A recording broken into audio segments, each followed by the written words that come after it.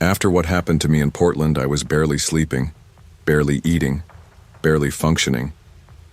One night in early October, I was walking home from work at the hospital, a job I once loved but grew to dread, when a man pulled me into an alley near my apartment and beat me with a pipe for my purse.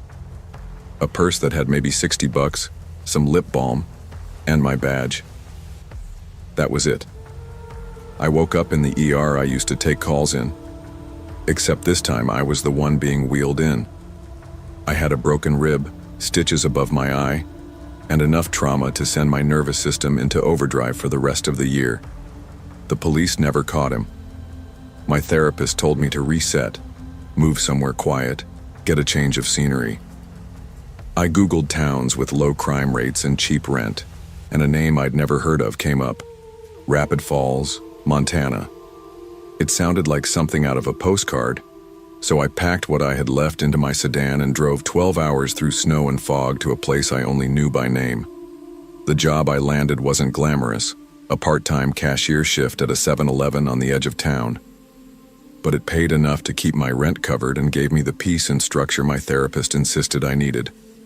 I worked the night shift, which sounds reckless considering what I'd been through, but in Rapid Falls, nothing ever happened. That's what I told myself.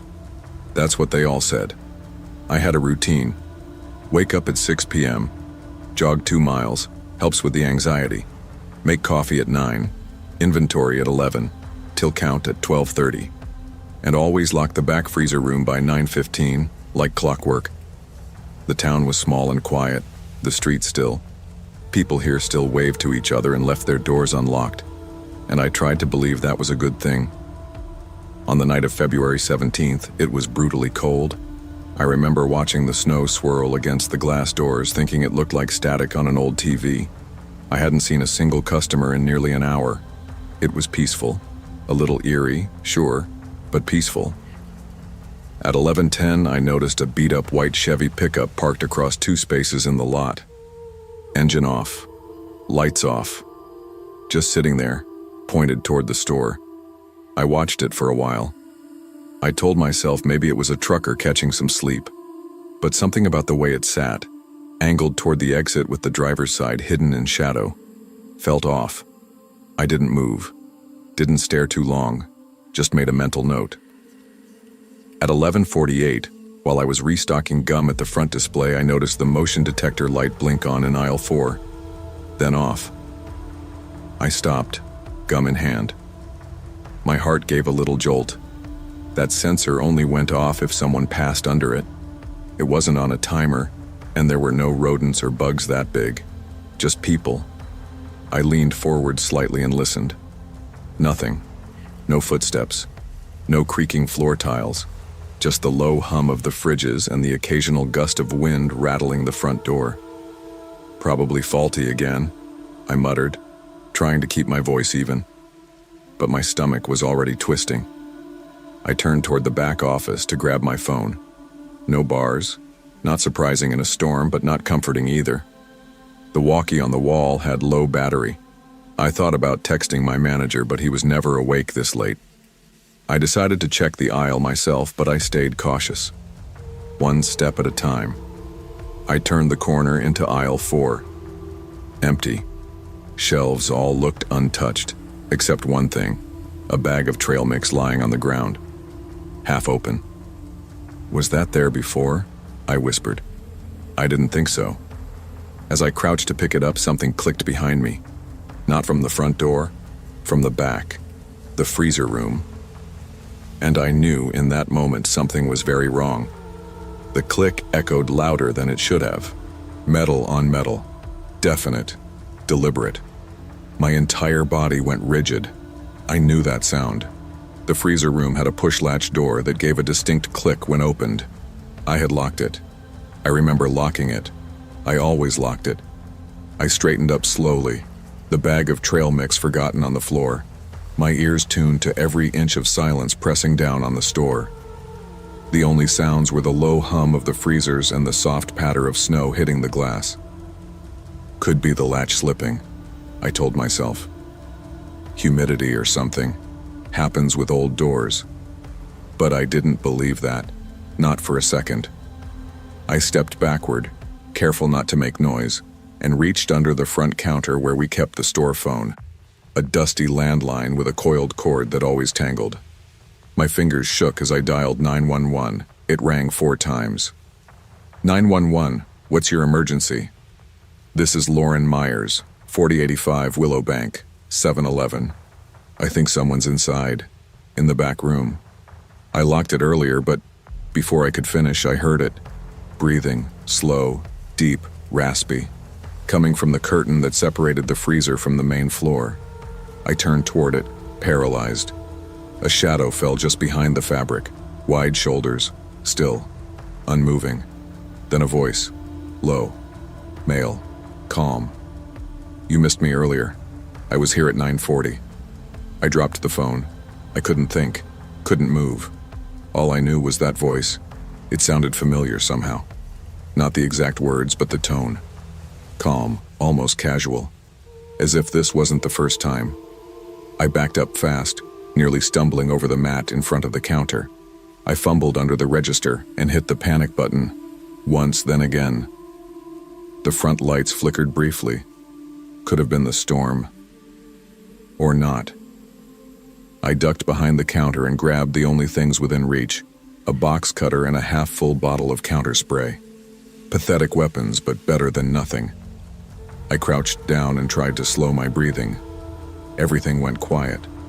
So quiet that every little buzz and creak felt amplified. I texted my brother, Matt. If anything happens to me, I love you.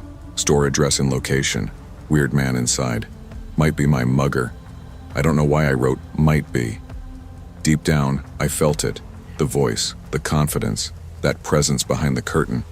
It was the same type of confidence that man had when he attacked me in Portland. Like he knew exactly what he was doing. And exactly how scared I'd be. Minutes passed. 10.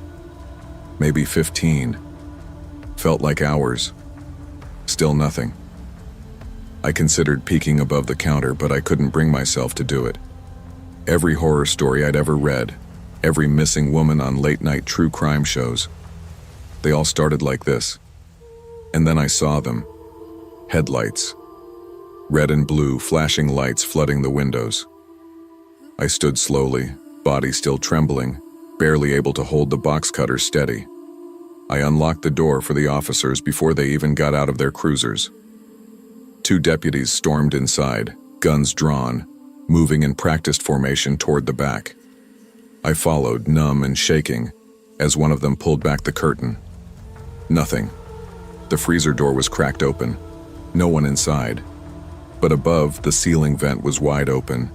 Dust smeared along the edges, and just inside the frame were black smudges, handprints, dirty, oily handprints. They swept the building. No sign of forced entry. No footprints from the back. But in the far corner of the storeroom, tucked between an old mop bucket and a stack of soda crates, was a 7-Eleven employee hat. Old, crumpled, from a different store in Idaho. And a phone. A burner. I broke down outside in the snow, crying into my jacket while one of the officers spoke softly, telling me I was safe now. But safe didn't feel real anymore. Not after that voice. Not after, "You missed me earlier." The following morning, the world outside the store was washed in cold light. Police tape still stretched across the glass doors, flapping in the wind like it had no idea how close it had come to being just a decoration. I hadn't slept. They'd driven me back to my apartment around 3 a.m., but I never even took my jacket off. I just sat on my couch with the TV on mute, watching local commercials flicker across the screen. Something about that felt safer. Meaningless noise. Faces I didn't know. At 8 a.m., my manager called. I let it ring the first 3 times before finally answering. "Lauren?" he said, groggy. "You okay? The cops said there was a break-in?" I didn't even know how to answer. What do you say to that? Break-in wasn't the right word. He hadn't broken anything. He had been there, already there, waiting. "They think someone got in through the vents," I said, voice hollow. "The vents?" He sounded like he didn't believe it. "Yeah." I paused. He said something to me. Said I missed him earlier. There was silence on the other end. Then, "You should take a few days, I'll get someone to cover." I knew I wasn't going back.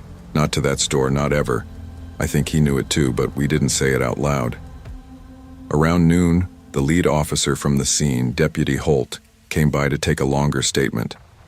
I'd already given one the night before, but now that I'd had a chance to calm down, he wanted details. I offered him coffee. He declined. He sat across from me in my kitchen, flipping through a small notepad. "You? Never came out from behind the curtain?" The man didn't touch. I shook my head. "No, but he was there. He spoke to me." "And you locked the freezer room earlier in the night?" "Yes," I said, with more bite than I intended. "I always lock it." He nodded slowly. "Before your shift even started." There was a vent leading out to the alley. Could be he was already inside. That chilled me. I had checked the store at 10 like I always did. Could I have walked right past him without knowing? Then he told me something that made my stomach sink further. We ran the burner phone. No luck. But the hat, it's from a store in Twin Falls, Idaho. They had a similar report. Woman cashier, late shift. Lights flickered. Door ajar. She quit the next day, wouldn't talk to us. Said she just wanted to forget. I stared at him. "So this guy's been doing this for a while?" "We think so," Holt said. "Do anything." Quietly. No violence, just watching. Waiting. Sometimes he doesn't, and other times, I asked. He didn't answer. When he left, I locked all the windows in my apartment and covered the vents in my bedroom. It didn't help. I knew how thin the walls between safety and horror really were now, thin enough for a whisper to slip through. I didn't leave my apartment for days. Groceries were delivered. I turned off all alerts on my phone. Every noise became suspect. A car door slamming outside made me jump. A cough from the hallway had me grabbing the box cutter from my drawer. I even caught myself checking the ceiling of my kitchen at night, convinced I'd hear that click again. It became compulsive. I'd turn off the lights, go to bed, then get up 10 minutes later to scan the ceiling one more time. I tried going to therapy again, remote sessions. But every time I tried to talk about it, my throat closed up. My old therapist from Portland reached out too, Dr. Levine. She was kind and patient, like always, but I could hear the pity in her voice now. That was somehow worse than fear. A week after the incident, Matt, my brother, drove in from Spokane. He didn't say much when he arrived. He just sat on the couch next to me, put on a movie we used to watch as kids, and didn't press me for answers. That was the first time I felt something close to normal since that night. But even with Matt there, I couldn't shake the feeling that I was still being watched. Not from a window, from memory. What got me wasn't just the fear. It was the idea that I wasn't the first. That this man had done this before. That maybe he'd done worse. That there were other women, other stores, other voices whispering, "You missed me earlier." And it wasn't like he'd gotten caught. He'd gotten away, clean, quiet. That stayed with me. One night around 2 a.m. I decided to drive. I didn't care where. I just needed to move, to be somewhere else, to feel like I had control over my body again. I ended up in a gas station 30 miles outside town. The clerk was maybe 19, earbuds in, tapping away at a phone. He didn't look up as I walked the aisles. That used to be me. I bought a pack of gum and a bottle of water. As I handed him the cash, I said, "Lock your freezer door. Make sure you..." He blinked. "Huh?" "Just do it." I drove away without explaining. I think I just needed to say it out loud. That was when I realized this wasn't over. Not for me. Maybe not for the next girl either. Spring came slowly to Rapid Falls. Snow clung stubbornly to sidewalks like a ghost that didn't know it was supposed to leave. By then, I had moved out of my apartment and into a smaller studio above a retired couple's garage on the far edge of town. No vents, no sliding doors, just 4 thick walls, 1 entrance, and enough quiet to hear my own breath when I needed to. I never returned to the 7-Eleven. I left my keys in an envelope at the police station with a short note. I'm done. That was all I had left to say to them. Officer Holt called a week later to let me know there had been no further sightings of the man in the white Chevy. Not in Rapid Falls, not in Twin Falls, not anywhere. I think he's gone, he told me. Maybe he spooked himself.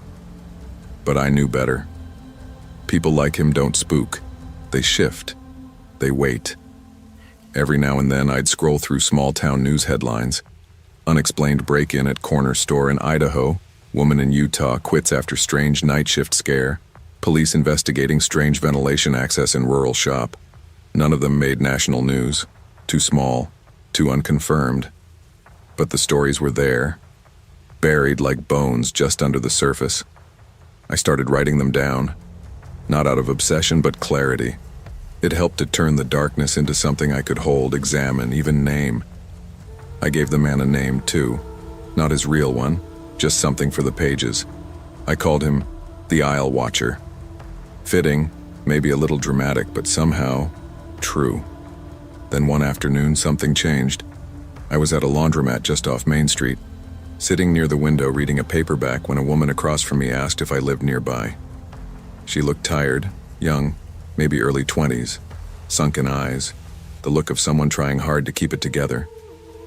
Yeah, I said, couple blocks up. You ever work nights? She asked, folding a gray hoodie into a laundry basket. I paused. Why? She looked toward the door, then back at me. I worked the night shift at the mini-mart off exit 9. 2 nights ago, I found the back door open. It's supposed to latch, but it was hanging. My throat tightened. You see anyone? I asked. No, but I swear something was missing off the top shelf, like barely anything, just a bag of trail mix. She laughed nervously. Stupid, right? I closed my book and looked at her. It's not stupid. She tilted her head. You sound like you've dealt with weird stuff before. I have, I said. Then I gave her my name, my number, and told her something no one had ever told me. You're not imagining it, you're not paranoid, be careful. Lock everything. If anything feels wrong, trust that. She nodded. Didn't say anything right away, but her shoulders relaxed just a little. That was the moment I realized something important. I couldn't control what had happened to me. I couldn't undo the night that man crawled down into my life like a shadow from the ceiling. But I could make sure others didn't feel alone when it happened to them. And for me, that was enough. People think trauma is loud, that it explodes and leaves visible wreckage. But the truth is, it's often quiet. It creeps into your routines, into your nights, into your breath. It settles into your silence and changes the shape of your trust. For a long time, I thought survival meant hiding, closing doors, shutting windows, sleeping with a box cutter next to the bed. But now I know real survival is connection. It's remembering you aren't the only one who's afraid, that someone else might be sitting behind a counter, staring into a dark aisle, wondering if the breath they hear isn't theirs. What happened at the 7-Eleven didn't break me.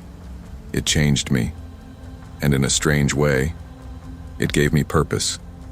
Always trust your instincts, even when the world tells you you're imagining things. Fear isn't weakness. It's a signal. Listen to it. Honor it. And when you survive something that tried to undo you, speak. Because your voice might be the lifeline someone else needs to hear in the dark. I never thought I'd end up back in Harrow. It's the kind of place you forget on purpose. 1 high school, 2 gas stations, and a handful of memories I'd spent most of my 20s trying to suppress. But when Mom passed away and Dad started forgetting the names of everyday things, what day it was, whether he'd already eaten, I didn't have a choice. He couldn't be left alone, not anymore.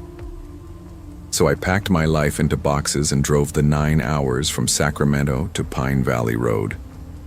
The old house looked smaller than I remembered. The paint was still chipped in the same places. The mailbox leaned just a little more. The kind of decay you don't notice until you've been gone a long time.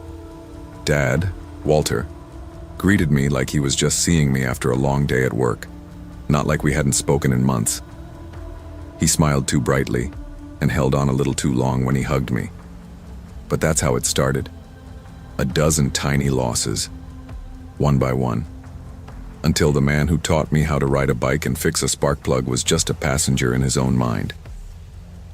On April 14th, we went into town for a doctor's appointment. The usual round of questions, memory tests, and polite nods from the nurse who clearly didn't think he'd improve. By the time we were driving back home, the sun was already dipping below the hills. That's when he said it. "Let's stop here. I want soup." I looked over and saw the flickering neon of the old 7-Eleven up ahead on Buckridge Highway. "They don't sell soup, Dad." "Yes, they do," he snapped, with a fire I hadn't heard in years. "Always got the clam chowder." "Every Wednesday, your mother," I almost corrected him. Mom hated clam chowder, but something in his tone, it felt real, like he believed it down to the bone. Against better judgment, I pulled in. The parking lot was empty. Lights flickered in the store windows, a dull yellow glow that made the place feel older than it should. But I figured if it brought Dad some small joy, even if it was built on broken memory, it was worth the stop. The second we walked in, something felt off. Not like ghosts or cold spots, just wrong. Like the place wasn't expecting us. The hum of the overhead lights sounded too loud. The air smelled like something metallic and warm, like old copper left in the sun. A man stood by the coffee machine fidgeting with a cup, but he didn't look up. Behind the counter was a tall, skinny guy with slicked back hair and a name tag that read Kyle. He gave a lazy smile that didn't quite reach his eyes. "Evening. Cold one out, huh?" I nodded, just looking. Dad was already wandering toward the shelves, fingers grazing boxes and cans like they held something personal. I turned to grab a tea from the fridge, but when I looked back, he was gone. "Hey, Kyle," I said, walking up to the counter. "Did you see my dad? Gray coat, white hair?" He tilted his head, went toward the back, probably checking out the soup. "We keep it hot." I raised a brow. "Soup? You're kidding, right?" He just smiled. You'd be surprised what people find comforting. Chapter 2. I walked down the narrow aisle, calling out, "Dad?" No answer, just the distant hum of a fridge and the soft hiss of something cooking. I turned the corner and stopped dead. There was a small folding table. It hadn't been there moments ago. On it sat a silver tray of soup, steaming. Next to it, one paper bowl, already filled. And my father, seated on an upside-down milk crate, spooning the soup into his mouth like a man who'd been waiting years for it. "Dad," I said, moving toward him, "what are you doing?" He didn't look up. "She used to get this for me, every Wednesday." I froze. "What?" Then I saw it. Floating in the soup, half submerged, were a pair of gold-rimmed reading glasses. Mine. I'd left them in the glove box 10 minutes ago. I hadn't brought them in. "Is this your soup?" Walter asked softly. I thought it was mine. I turned, heart thudding, and found Kyle standing at the edge of the aisle. He hadn't made a sound. "He remembered something," Kyle said. Some remember what matters. That doesn't happen often. Most folks just forget. But what the hell is this? I snapped. "Who are you?" He didn't answer, just looked at my father with something close to pity or reverence. It was hard to tell. "Time's thin here," Kyle said. "Sometimes it folds, like pages in a book. You slipped in." I grabbed my dad's arm. "We're leaving." He resisted. "I have to finish. She's waiting." "No, she's not," I hissed. "She's gone." "Not here," Kyle said. "Not in this memory." I pulled him harder. The lights overhead flickered like a warning. The hum turned into a low, painful buzz. We ran. I shoved through the back exit, alarms wailing behind us. The night outside was darker than before, the parking lot seemingly stretched and unfamiliar. Our truck? Gone. And the glasses? They were in Dad's pocket. still wet. We stood in the dark outside the 7-Eleven, my breath coming out ragged, Walter trembling beside me. The emergency exit had dumped us behind the building, where the light from the highway didn't reach. No cars, no neon, just darkness swallowing the outlines of trees, the soft wail of the alarm already dying in the distance like it didn't belong to this world anymore. And the truck, gone, not stolen, just not there, as if we had never arrived. I checked my pockets. My phone was there, but no signal. Nothing. Not even a flicker of GPS. I pulled Walter close, trying to steady my thoughts. "Come on," I said. "We'll walk." We cut through the shoulder of the road, Walter still clutching his coat like he was cold.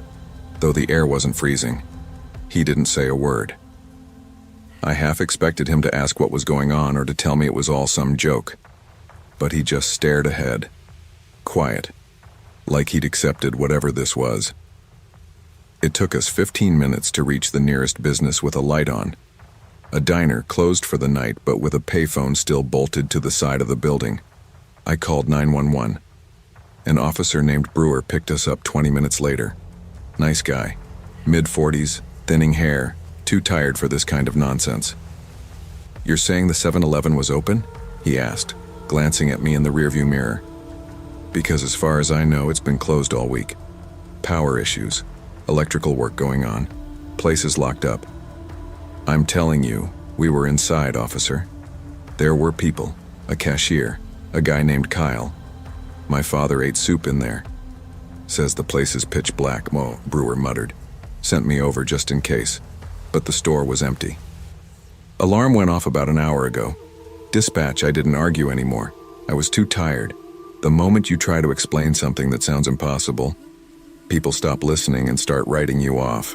Walter hadn't spoken since we left, not until 2:13 a.m.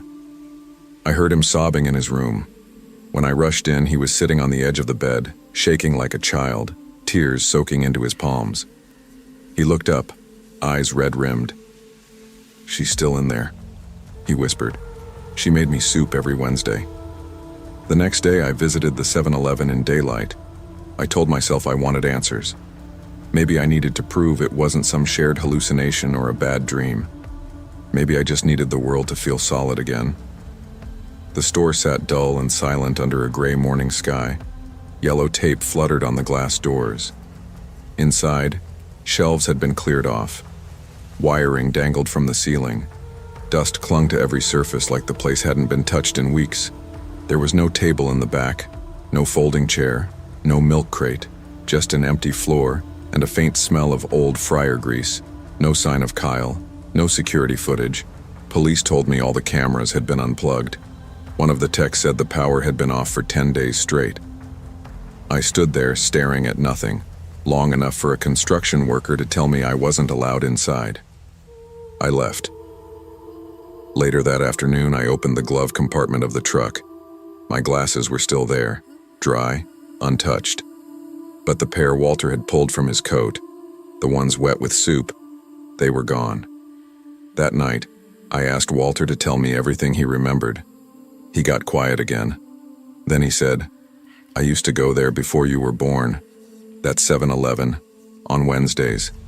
I'd pick up soup for her, for your mom. She always liked the corn chowder." I didn't know what to say. He looked so certain. "You believe me, right?" he asked. "I don't know what I believe," I said. And I meant it. The nights after that weren't easy. Every creak in the house had me sitting up in bed. I started sleeping with the hallway light on like I used to after nightmares as a kid. And Walter? Well, he got worse. He started mumbling in his sleep. "She's still there. Soup's getting cold. Wednesday's almost here." At first I thought it was nonsense. Then I looked at the calendar. April 21st was a Wednesday. That day, I kept him busy. Took him out for lunch, played his favorite records, made sure he didn't nap too much. But as evening rolled around, I saw it in his eyes, this quiet pull, like something calling him back. I stayed up late keeping watch, sitting outside his door with a book in hand. And then, just past midnight, I must have dozed off. When I woke, the house was silent. His room was empty. The front door, unlocked. I jumped in the truck and drove straight to Buckridge Highway, tires kicking up gravel. The 7-Eleven was dark, dead. I pulled around to the back. Nothing. No sign of anyone. But on the back steps were my glasses. Not the ones in my truck. The ones I wore that day. The ones I hadn't seen since. They were still wet.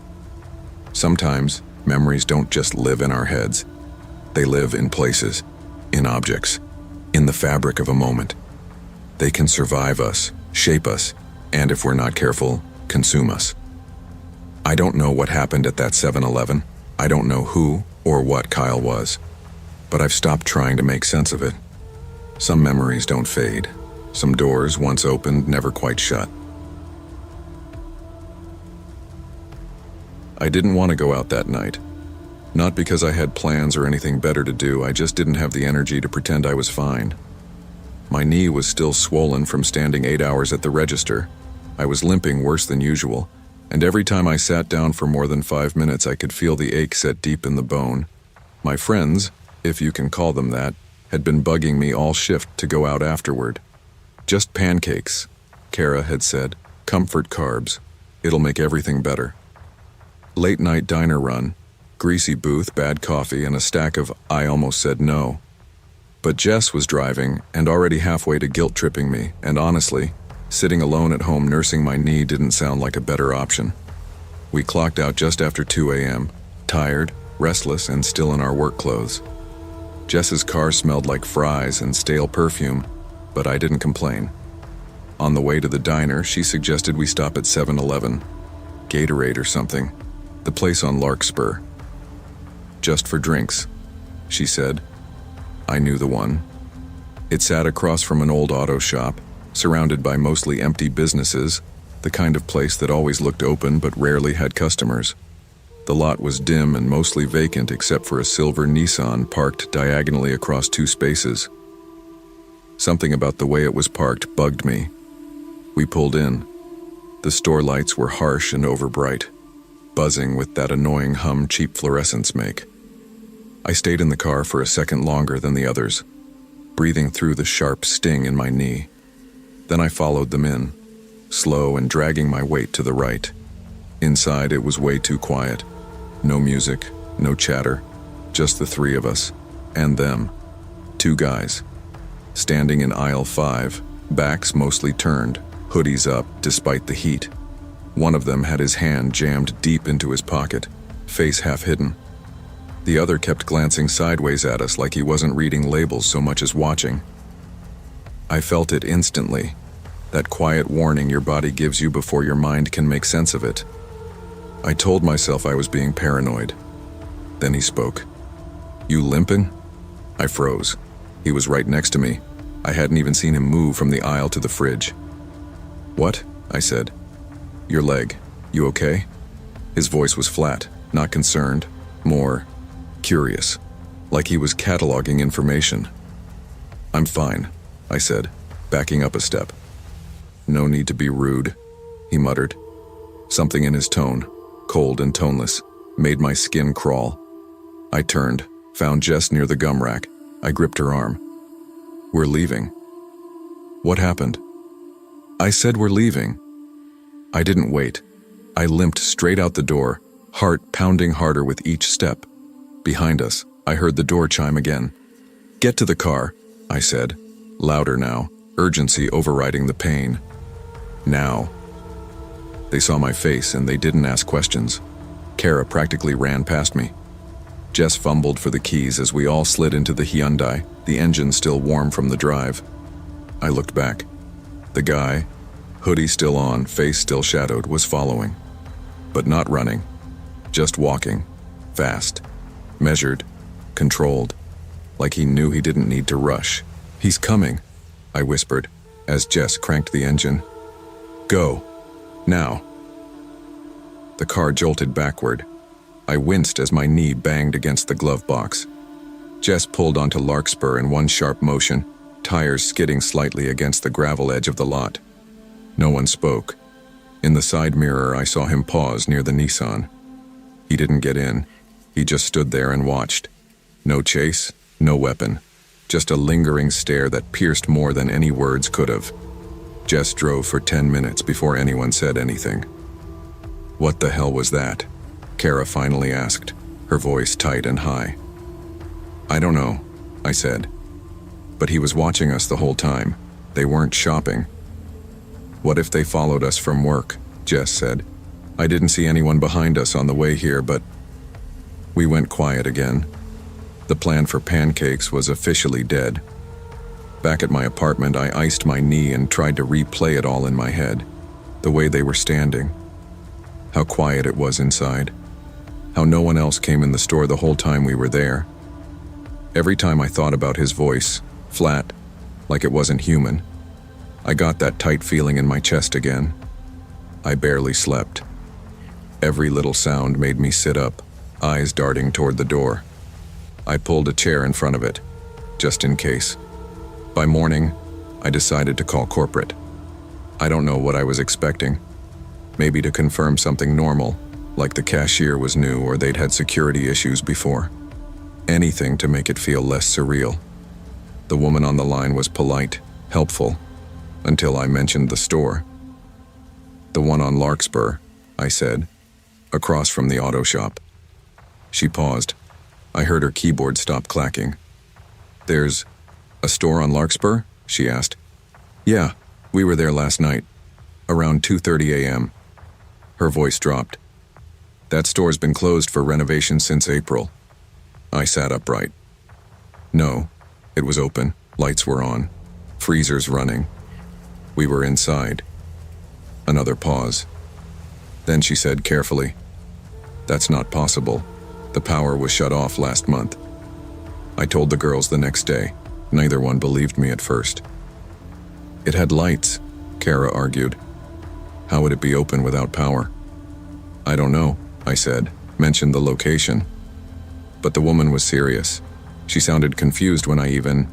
"Maybe someone's squatting in there," Jess said, "or using it for something else." We tried to rationalize it, but nothing stuck. I checked the location again online. No hours listed. No photos newer than March. The weirdest part? When we drove by again the next weekend, it was boarded up. Windows covered in plywood. Chains on the doors. The Nissan was gone. There wasn't even a trash can out front. I haven't gone back since. Neither have they. But sometimes when I'm out late, grocery shopping after work or getting gas, I feel it again. That quiet, crawling sensation. Like eyes tracking me from somewhere just beyond my periphery. Like I'm being watched not by someone, but by the moment itself. Weeks later, my knee healed enough that I stopped limping. But I still think about that night. How fast everything shifted. How quickly something could go wrong. How subtle a threat could be. I never saw his face. I never saw a weapon. But somehow that was what made it worse. He didn't have to chase us. He just had to be too close. That's the part that sticks with me. How quiet it was. How calculated. Like we walked into something that wasn't meant for us. Was it a setup? Were we bait? I'll never know. I haven't been to a 7-Eleven since. Not all danger is loud or obvious. Sometimes the real threats are the quiet ones. The ones standing just a little too close. Watching just a little too long. Trust your instincts, they're rarely wrong. And never ignore the moment your body says, something's off. I was 19 the summer everything got weird. The kind of summer that felt heavy even when nothing was happening. My mom had just lost her job, and between my second year of college and the tuition that came with it, I had two choices. Drop out or pick up a job no one else wanted. That's how I ended up working nights at the 7-Eleven off Oak Ridge Loop in Wellington Ridge, Ohio. It was the kind of place people forgot existed. It sat just a few minutes from a dead mall and got barely any traffic after sundown. Sometimes I'd go hours without a single customer. It wasn't exactly dangerous, just quiet, but the wrong kind of quiet. Like everything was holding its breath. Megan and Jamal worked the same shift with me most nights. They were both locals. Older, quiet, with this unspoken understanding about the place. I tried to make small talk early on, just to cut the silence, but they never opened up much. At first, I figured it was just the night shift vibe, but then I noticed how both of them completely avoided the back of the store after 9 p.m. There was no real back room at this 7-Eleven, just a section past the shelves, closed off by a plastic curtain. You'd have to push past it like you were walking into a busted car wash. Behind it was a single swinging bulb and a bunch of metal racks filled with junk. Expired candy, boxes of off-brand bleach, faded signage from the early 80s. The space always felt cold, even in July, but I figured it was the lack of insulation. One night during my second week, the manager called in and asked us to prep for a bleach restock. Megan was restocking gum when she said, real quick and quiet, "Just grab it fast, okay? Don't mess around back there." She didn't look at me when she said it, just kept her eyes down and her voice flat. I laughed like she was joking, but she didn't laugh back. When I pushed past the curtain, I immediately noticed how cold it was. Freezing, like standing in a walk-in freezer. I rubbed my arms, grabbed the first bottle I saw, and turned to leave. That's when I saw him. There was a man slumped in the far corner, facing away. He had on a pale blue hoodie, the kind you'd throw on to walk your dog or run to the gas station. His head was down. I couldn't see his face, but every inch of me knew he didn't belong there. I screamed. By the time Megan and Jamal came running, he was gone. They didn't look surprised. "You saw him, didn't you?" Jamal asked, almost whispering. I didn't answer. I didn't have to. That night, after the store closed, Megan and Jamal told me the story, or at least the version of it they'd heard. The building used to be a diner back in the late 80s, before it burned down and was rebuilt as the convenience store it is now. There was a man who worked nights. Derek was his name. He was stabbed during a robbery, supposedly while hiding in that same back room. The story was passed down from older employees. Nobody ever found a news article or police report about it. The company never acknowledged it. The new build erased the past. "Every night shift person sees him eventually," Megan said. Jamal nodded. "He shows up when it gets cold back there." I wanted to write it off, say it was a joke or some weird form of hazing, but I'd seen that figure. I felt that cold. It was real. At least real enough that it stuck in my head long after the conversation ended. The next few nights I did my job, avoided the back room, and tried to push the image of the man in the hoodie out of my mind. But that's when the sightings started again. Subtle things. Once I saw someone sitting at the end of aisle 6, just sitting there. When I turned to look again, the aisle was empty. Another time I spotted a blurry reflection in the freezer door, like someone was standing just behind me. No one was there. It wasn't just tricks of the light. It was like someone was watching me, waiting for me to turn around. Megan noticed me flinching at shadows and said, "Pretending you don't notice. You don't get used to it. You just get better at." I decided to bring a disposable camera. If I was going crazy, I needed to prove it. To myself, at least. One night, just after 10, the cold hit me again when I walked past the curtain. Same spot, same corner. I raised the camera, clicked once, and walked out without looking back. When I got the photos developed, one of them made my knees go weak. In the corner of the frame was a blurry shape, pale and crouched, almost see-through. But it was there, in the exact spot I'd seen him that first night. I brought the photo to work. Megan didn't say anything. She just folded it up and stuck it into her pocket. Jamal didn't even want to look at it. "You shouldn't have taken that," he said. "It makes it worse." After that photo, everything changed. The store didn't feel like a place I worked anymore. It felt like something I was trapped in. The nights were longer, the silence was thicker, and the cold? It came more often now, not just in the back room, but near the coffee station, the freezer aisle, even behind the register. I started to dread going in, but I couldn't afford to quit. I kept thinking about the rent due at the end of the month, about my mom sleeping in the next room of our small apartment. She had enough on her plate. I couldn't be the kid who bailed on her job because of a ghost story. Then the lights began acting up. At first, it was just the flicker in aisle 6, but then the feed from the security monitors would freeze up, go to static, or cut out completely. Once they went black just as I saw someone standing on the far side of the store behind the racks of lottery tickets. By the time I looked up from the screen, no one was there. I told the manager about the lights and the monitors. He brushed it off, said, half laughing, "Buildings got character." "It's just old wiring, Osrauri character. That's one word for it." Megan kept urging me to switch shifts. Family. They won't ask questions. "Ask for mornings," she said. "Say it's for school, but I couldn't. Morning shifts didn't pay the same, and nobody ever left the shift unless they flat out quit, which started to make more sense to me. One night in late July, I was closing alone. Jamal had called out sick. Megan had switched off for the week. I didn't think much of it when I unlocked the front at 10:33 p.m., walked in, and started prepping for the overnight. I'd done it before, but by 11:53, the air had shifted.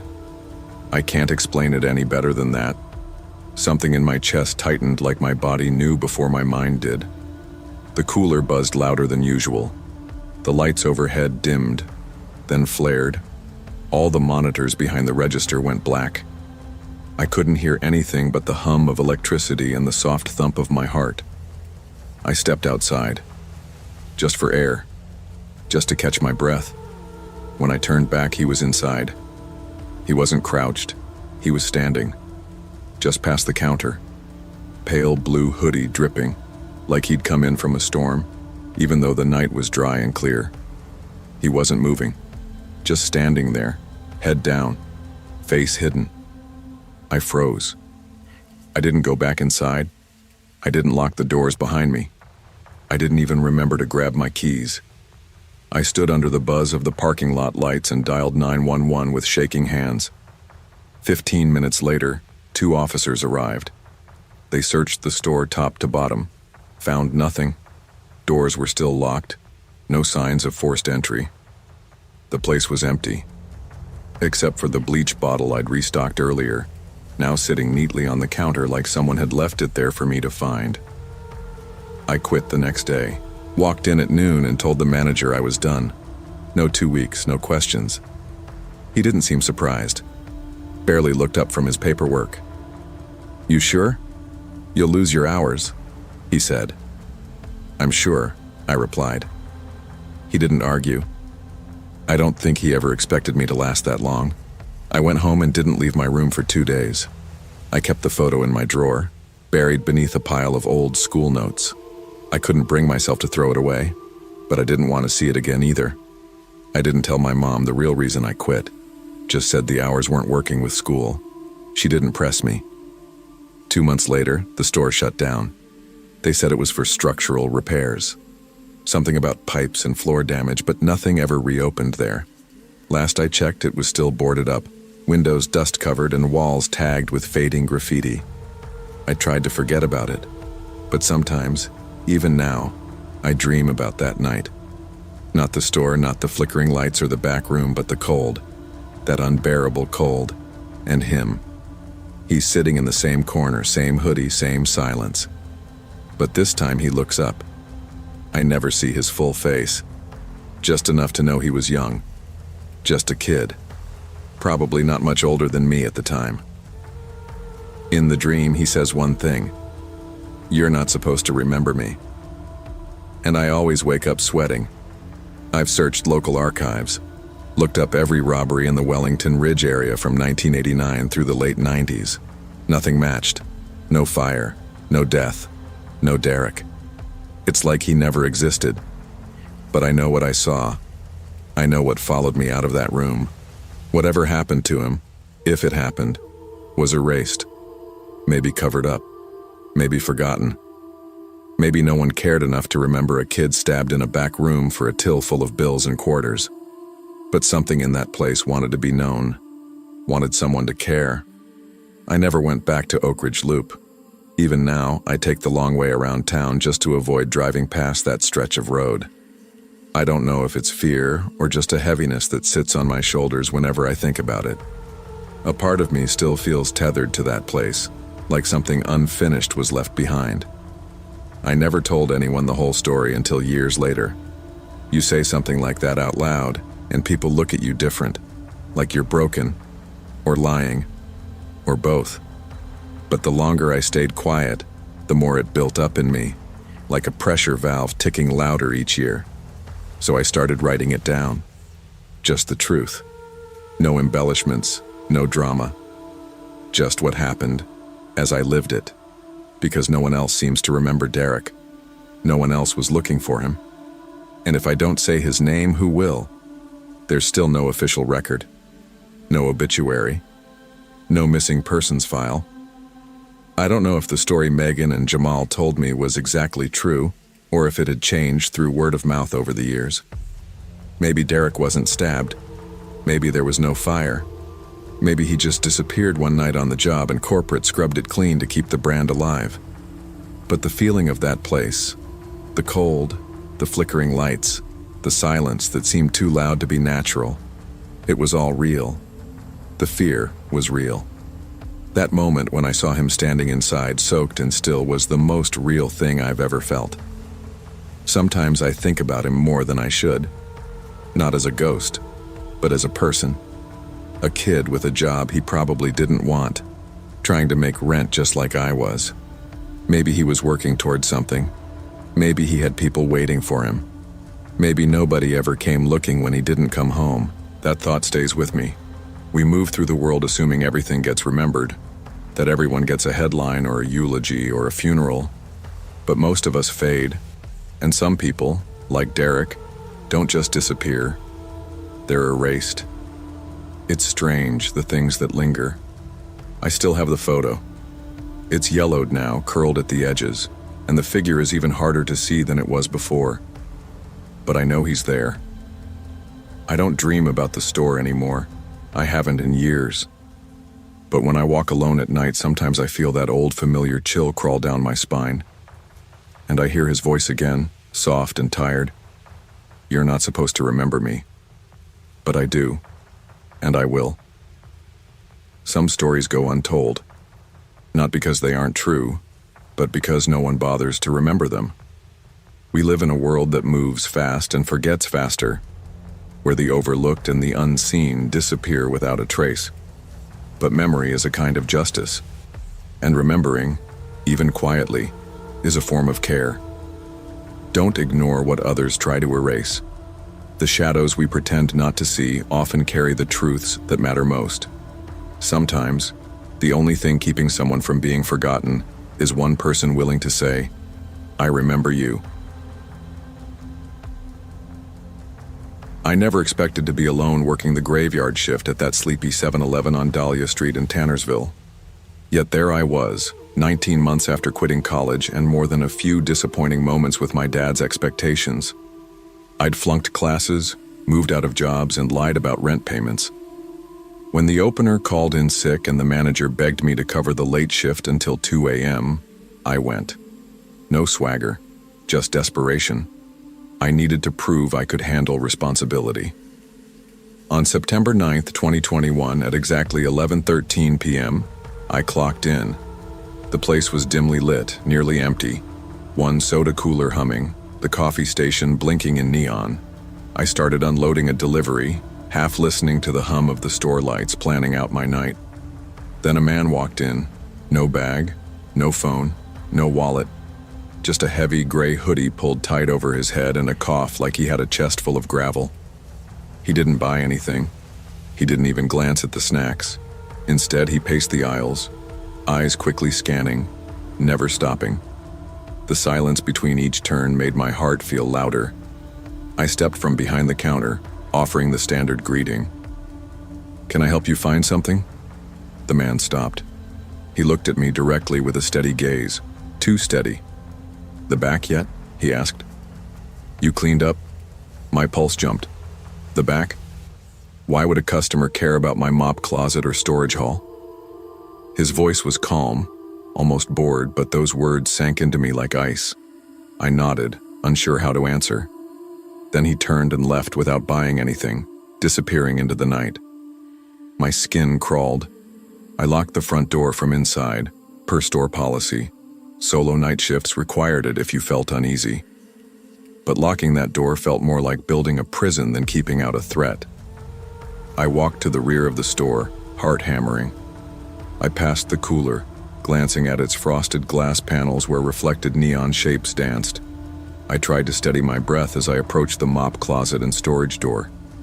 The air felt thicker, and I heard a faint scratching coming from behind the locked door. My chest slammed with adrenaline. I slowly opened it. Margin enough to peek inside. Empty. No mop, no rat, no sign of disturbance. But the scratching stopped the moment I looked. I blinked. My limbs shook, but I forced myself to keep going. I backed away from the mop room and turned toward the emergency exit at the back of the store. That's when I saw it.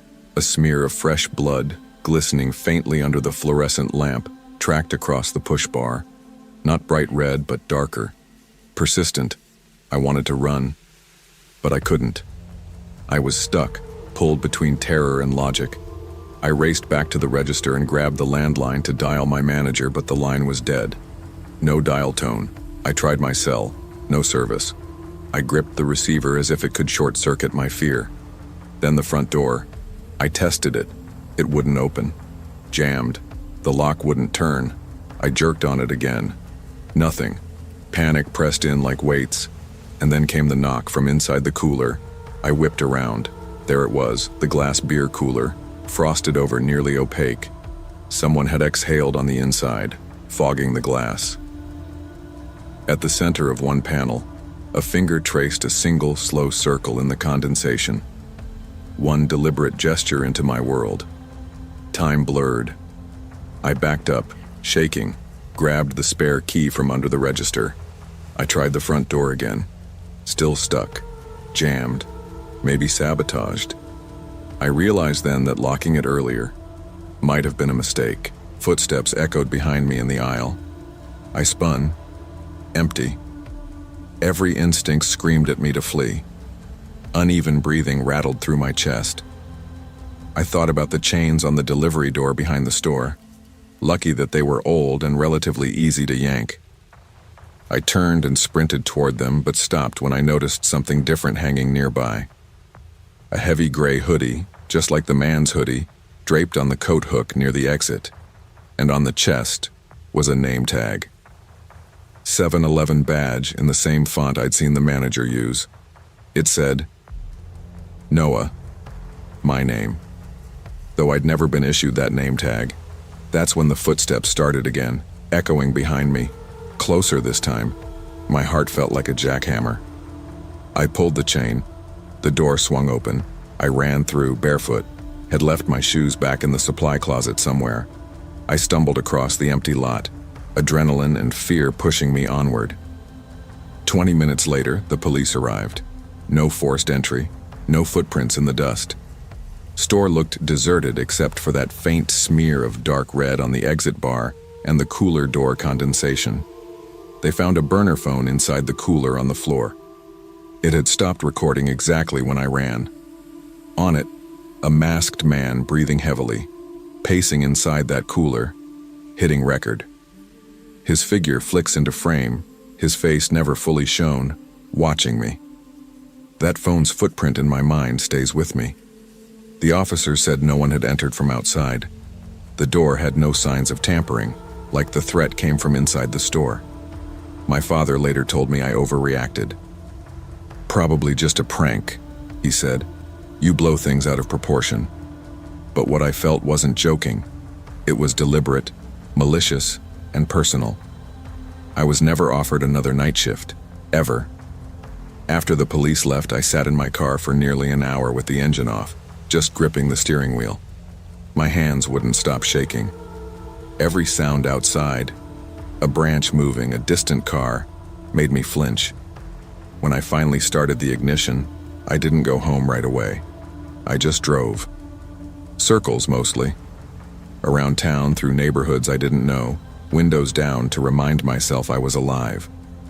When I did get home, I didn't sleep. I stared at my ceiling until the sun came up, wondering what would have happened if I hadn't gotten out, if that lock had held me a little longer.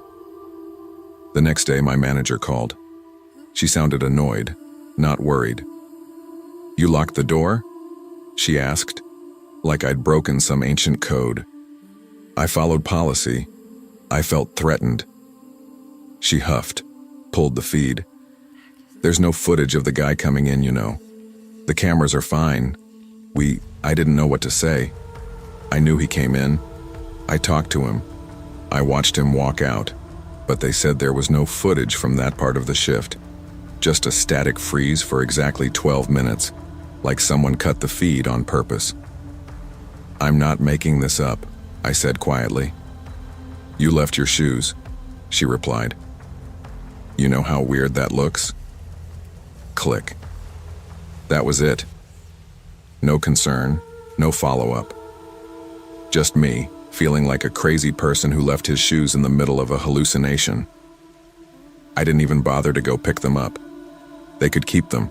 Whatever had walked through that door, whatever left that hoodie and that message, could keep the shoes too. The following week, I got texts from coworkers asking if I was okay. None of them wanted to cover the night shifts.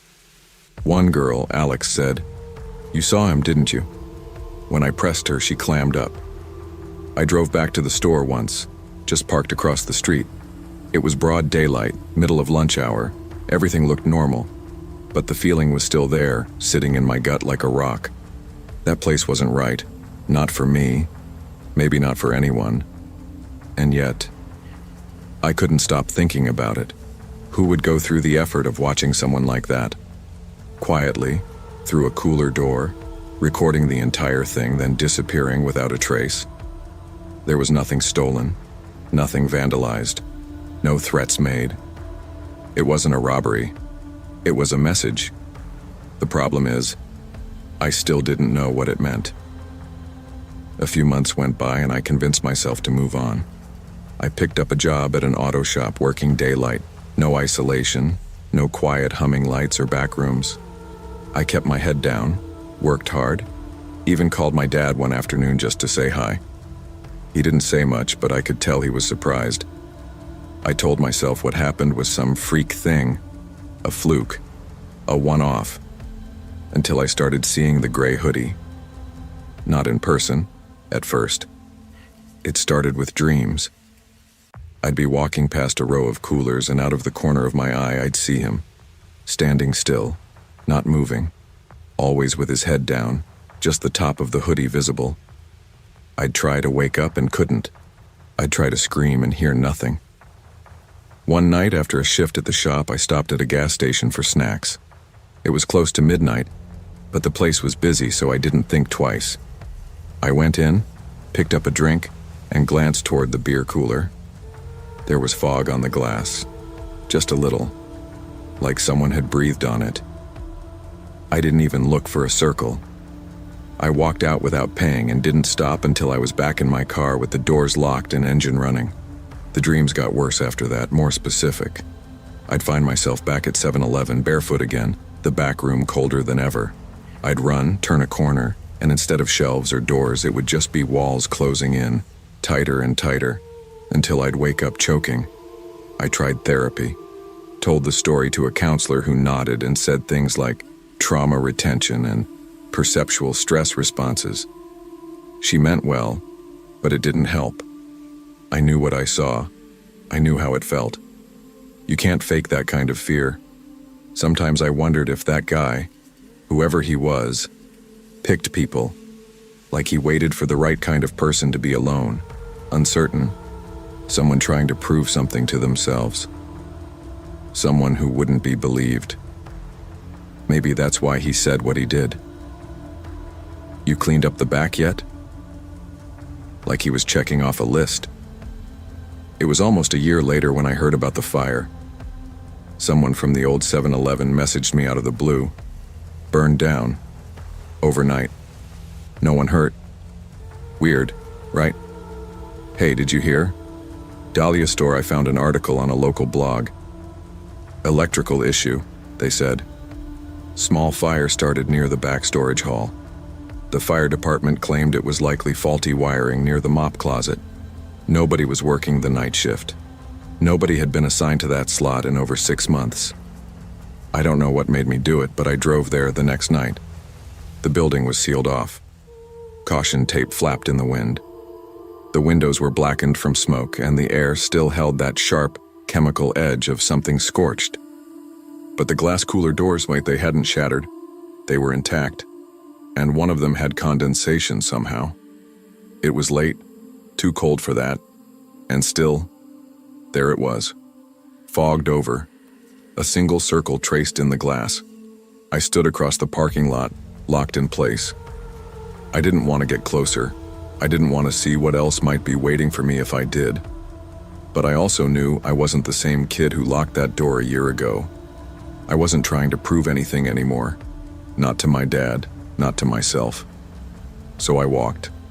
Up to the glass. I waited. Nothing happened, no movement, no face behind the fog. Just me and the quiet hum of the street lamp overhead. Then I noticed something odd on the sidewalk. A scrap of paper scorched around the edges. I picked it up. It was part of a schedule sheet. Old. Faded. Dated September 9th, 2021. My name was highlighted, handwritten in red pen. I didn't take it with me. I left it there, next to the door, and walked back to my car. On the drive home, I kept thinking about the burner phone, the man in the mask, the hoodie on the wall with my name. I thought about the knock, the fog, the voice. "You cleaned up the back yet?" It wasn't a question. It was a ritual, a pattern that played out until someone noticed, until someone broke it. And maybe that fire was the pattern ending. Or maybe it was just the beginning of another version of it, in a new town, with a new kid who thinks he's just working a normal night shift. Alone. I don't know what I believe anymore. But I do know this. I've passed that old building 3 more times since then, and every time there's fog on the glass cooler door. Even though the power's been shut off. I still don't work nights. I still keep my doors unlocked now whenever I'm alone. Just in case. Some doors aren't meant to be locked. Not because they keep something dangerous out, but because they trap it inside. Responsibility is important, but no job, no paycheck, and no attempt to earn someone's approval is worth ignoring your instincts. Sometimes, proving yourself means walking away, not staying to endure what should have never been yours to carry in the first place. If your gut tells you something is wrong, trust it. Because once you're inside, some doors don't open again. My day began in chaos. As a substitute teacher, I can handle chaos, but not 3 vomiting kids on a field trip, a phone battery on 5%, and no lunch since the crack of dawn. By 4:10 p.m., I just wanted taquitos and a soda in peace. That 7-Eleven on 91st Hollins Drive in Temple Hills looked empty enough. I told myself 10 minutes tops. Grab food, go home, collapse. I stepped inside and immediately sensed something off. 3 teenage boys huddled near the fountain drink station, whispering and sneering. One looked me over with a smirk, jabbing his elbow into a friend's ribs.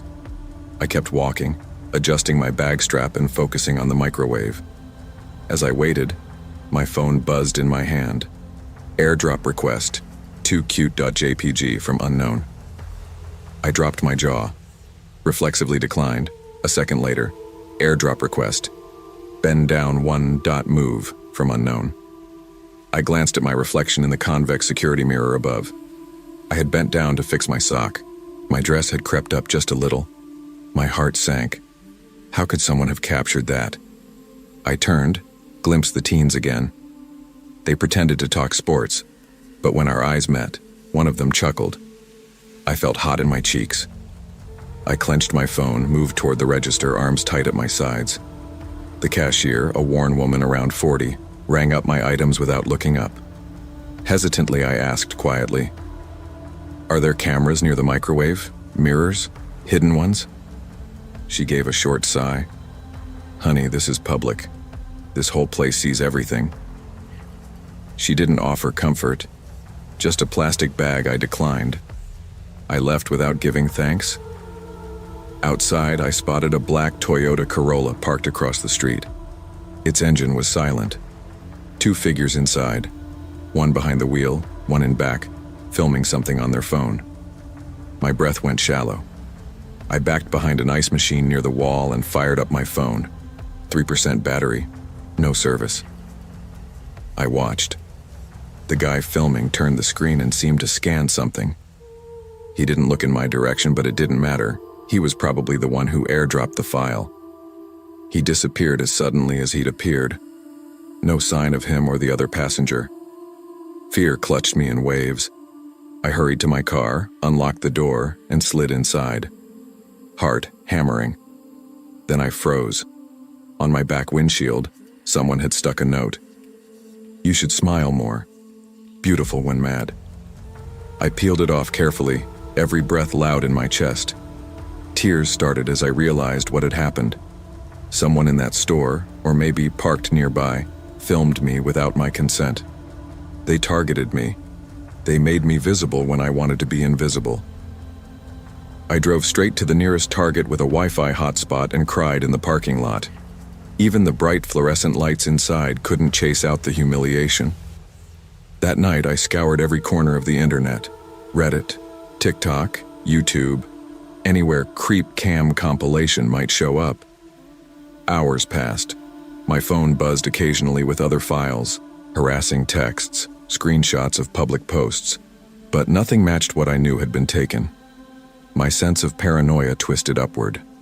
3 weeks later, my younger cousin messaged a link labeled, "Funny school kids' faces, ick, MP4. My glance turned skeptical when I saw clip thumbnails blurred to anonymity, but still recognizable. I clicked while my stomach sank. Clip number 4, there I was. Bending to adjust my sock in that store microwave line, lips tight, hair sweeping past my face. The angle, the pacing, everything screamed invasion. No face visible, but that outfit, that posture, I knew it was me. The comments? A cesspool. Score, shotgunning, nice skirt. People objectifying me even though I wasn't invited to be seen. Even anonymous users felt entitled to my image. I deleted everything. TikTok, Insta, Snapchat, all of it vanished within minutes. My chest hurt, but so did everything else. My dignity, my trust. I moved apartments a month later, quit the substitute teaching job. I was out before paranoia could pick apart my new life. I've never returned to that 7-Eleven. I avoid that corner of town. Some nights I dream of the wide fluorescent lights, the teens whispering, the cold look of my reflection in that security mirror. I dream the camera zooms in on me, uninvited.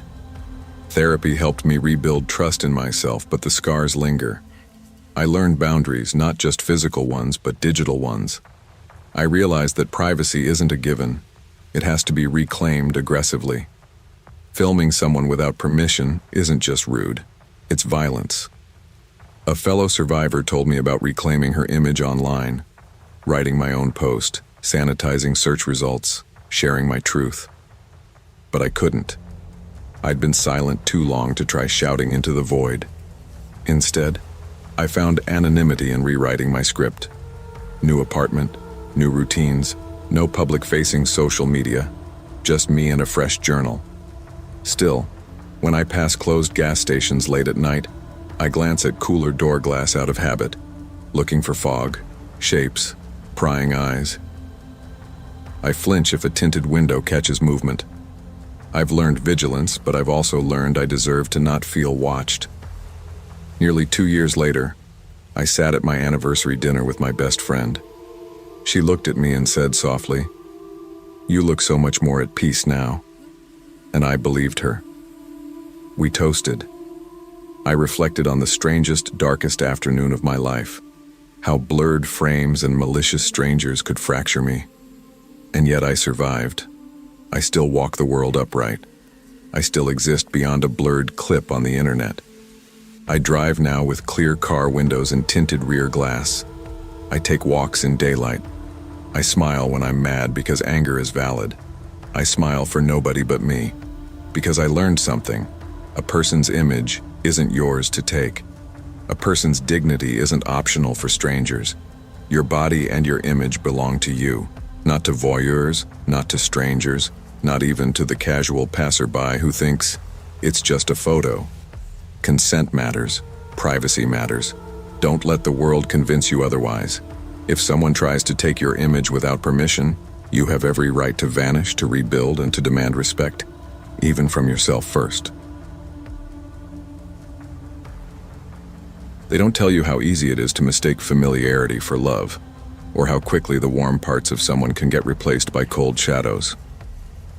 I met David at a mutual friend's barbecue in March, the kind where everyone's drinking light beer out of red Solo cups and pretending they know how to grill.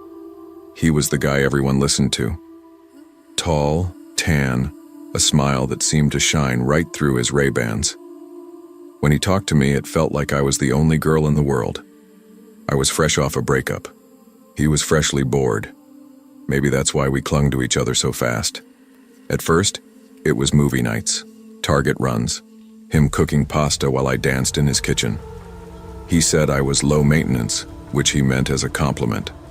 We laughed a lot, slept in late, told each other secrets at 2 a.m. while watching reruns of The Office. By month 3, I was spending more time at his place than mine. By month 5, we were sharing rent. And by month 8, I couldn't shake the feeling that he wasn't really looking at me anymore. Not in the way he used to. The night it happened, we were supposed to just grab snacks and chill. It had been a long week at work. I was tired. He was quiet, more than usual, scrolling through his phone in the passenger seat as I drove. Every now and then, the screen lit up his face. He didn't say much. I tried to keep it light. "You want hot Cheetos or those sweet chili Doritos?" I asked as we pulled into the 7-Eleven lot. It was one of those rundown ones on Franklin and 3rd, the kind that always smelled faintly like burned coffee and stale gum. No answer. Inside, the place was mostly empty. Just a cashier behind the counter and an old man buying lottery tickets. I headed straight to the chips aisle. I figured David would be behind me, but when I turned around, he wasn't. I found him near the drinks, with her. I knew who she was before I even fully saw her. The girl from his building. The one with the gym selfies. The one who kept reacting to his Instagram stories at 1 a.m. 2 weeks ago, I had asked him about her.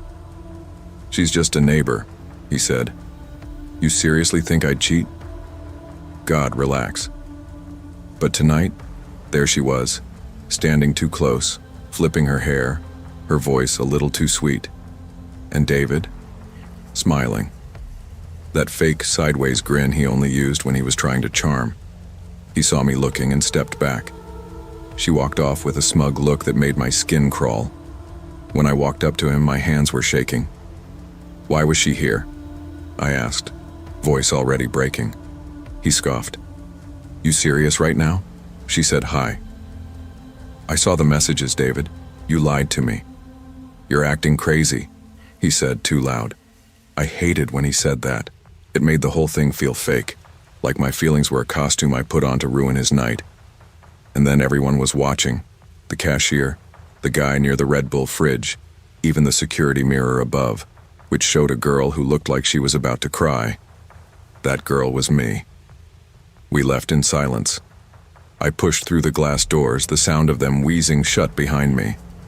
Outside, the air had that thick Fresno heat, but under it, a sharp, cold breeze blew through like fall was creeping in early. David followed a minute later, his sneakers squeaking on the dirty tiles as he slammed the car door behind him. We sat there. Neither of us turned on the engine. "Are you done?"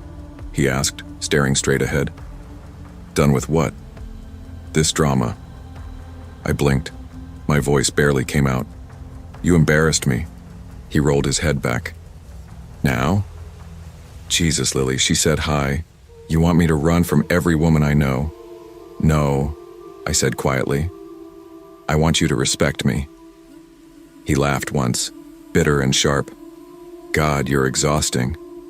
That word, exhausting, landed like a slap. Not because it was loud, but because it had weight, like he'd been carrying it for weeks, waiting for the right time to throw it at me. I didn't say another word on the drive home. He blasted Travis Scott on the speakers, drumming the wheel like nothing had happened. I just stared out the window, trying to swallow the lump in my throat. We got home. I went straight to the bathroom, closed the door, and cried into a hand towel. Not because of the girl, not even because of the fight, but because I suddenly realized I was sharing an apartment with someone who didn't like me anymore. Not really. Later that night, I checked Instagram. David had posted a story, a mirror selfie, shirt off, captioned, "Crazy girls be the hottest." My whole body went cold. I didn't sleep much that night. I laid in bed, staring at the ceiling fan spinning above me, counting the turns. He slept beside me like nothing was wrong, sprawled out, snoring lightly, dead to the world. Around 5 a.m., I got up. I sat on the couch and scrolled through my messages with my sister, Amanda. I hadn't told her much about the relationship lately. I think I was too embarrassed. She used to ask if David was still cool, and I'd always say, "Been hard." Yeah, he's just stressed, works. But that wasn't really true. He wasn't stressed, he was changing. Or maybe he'd always been this way, and I was just finally seeing it. Around 7, the sun started to come in through the blinds. I stood up, went to our shared closet, and pulled out my duffel bag. I packed what I needed, my scrubs, toothbrush, my favorite hoodie, and the little framed photo of me and Amanda from high school graduation. David stirred a little but didn't wake up. I texted Amanda, "Can you come get me?" She responded in seconds, "Be there in 30, you okay?" "Not really, but I will be." I left the key on the kitchen counter. Amanda drove me back to her place in Clovis. She had a small apartment above a coffee shop with 2 cats and a balcony that faced a parking lot. It wasn't much, but it felt like peace. We didn't talk much on the ride. I think she could tell I was trying not to cry. When we got there, she made me tea. I sat at the little kitchen table while one of her cats curled around my ankle. "Do you want to talk about it?" she asked. I shrugged. I thought he was different. "They always seem different at first," she said gently. I told her about the messages, the girl, the gaslighting, the way he always turned things around so I felt like I was the one with the problem. She didn't interrupt. She just let me talk.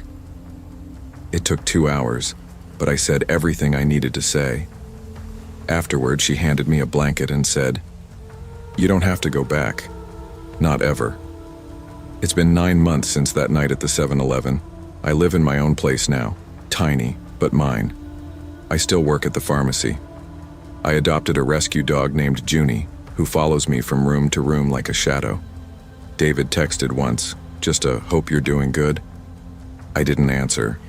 Sometimes I still get flashes of that night, the girl's smug smile, the way I looked in that mirror, so small and unsure.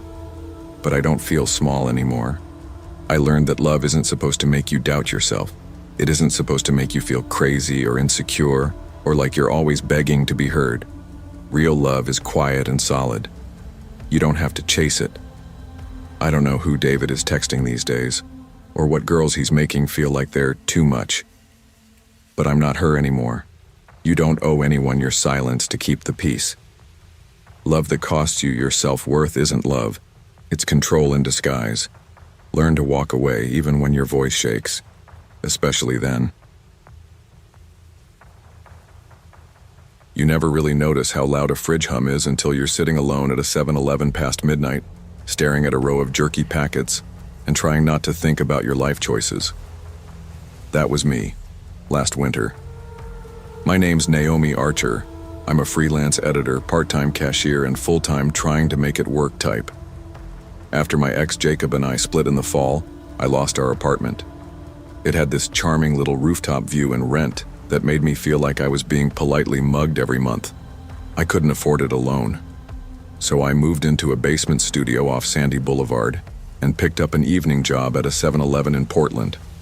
It wasn't the worst place to work, just your standard gas station convenience store, tucked between a weed dispensary and an old strip mall that hadn't been fully leased out since the Bush administration. The manager, Carla, was one of those no-nonsense women who could run the place with a baseball bat if she had to. Most shifts were quiet, just a few regulars, junk food scavengers, and folks grabbing vapes or lotto tickets on the way home. But on February 17th, things started to feel off. It was around 6:15 p.m. The sun was already down, that dusky blue bleed over the pavement. I noticed a man standing outside by the Redbox kiosk. He wasn't renting a movie, wasn't even pretending to. Just standing there, pacing a little, then kneeling like he was tying his shoe. Except he wasn't wearing laces. He kept his head down, but I saw him glance toward the window. Toward me. Through the reflection in the glass, our eyes locked for a second. I tried to shrug it off. Weirdos happen. I mean, it's a gas station, not a Nordstrom. Around 8:30, he came inside. I said, "Hey, evening." Nothing. He didn't answer. Just walked slow laps around the store, touched the ATM, picked up a Monster, stared at the label like it held state secrets, then set it back down. His fingers brushed across the counter before he left. Soft, almost thoughtful. I texted Thomas about it the next day when we switched shifts. He told me not to worry. "Probably just high or lonely," he said. "It's Portland. Half the city is either one or both." But the next night, he came back. Same jacket, same empty stare. This time, he bought gum, paid in crumpled ones. He stared at the card reader even though he didn't use it. When he left, I noticed the key hook behind the counter. There was a little row of labeled hooks. Bathroom, office, storage. The one marked storage room was empty. I couldn't say for sure if it had been missing earlier, but it hadn't registered until right then. I brought it up to Carla the next morning. She waved it off. Mop bucket. "Those keys fall behind the register all the time. You'll probably find it in the I didn't argue." But from then on, I started locking the bathroom door from the inside every time I used it. Something in my gut was waking up. That deep little voice we all have. The one that usually whispers but was now starting to shout. Something was wrong. I just couldn't prove it yet. Saturday night, February 19th. I was flying solo again. Carla liked to leave the late shifts to whoever she thought was tough enough not to care. That was me, apparently. I didn't mind it usually. The quiet gave me time to edit manuscripts or write my short fiction between customers. But that night, I wasn't getting any words out.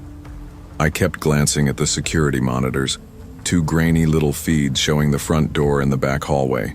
Nothing unusual, nothing helpful. It was about 10:20 p.m. I was behind the counter restocking the vape cartridges when the light flipped on in the storage room. It stopped me cold. That door should have been locked. I hadn't opened it. And the key, well, it still wasn't on the hook. I froze for a solid minute. Then I cleared my throat and called out, "Hey, back there's employees only." No answer.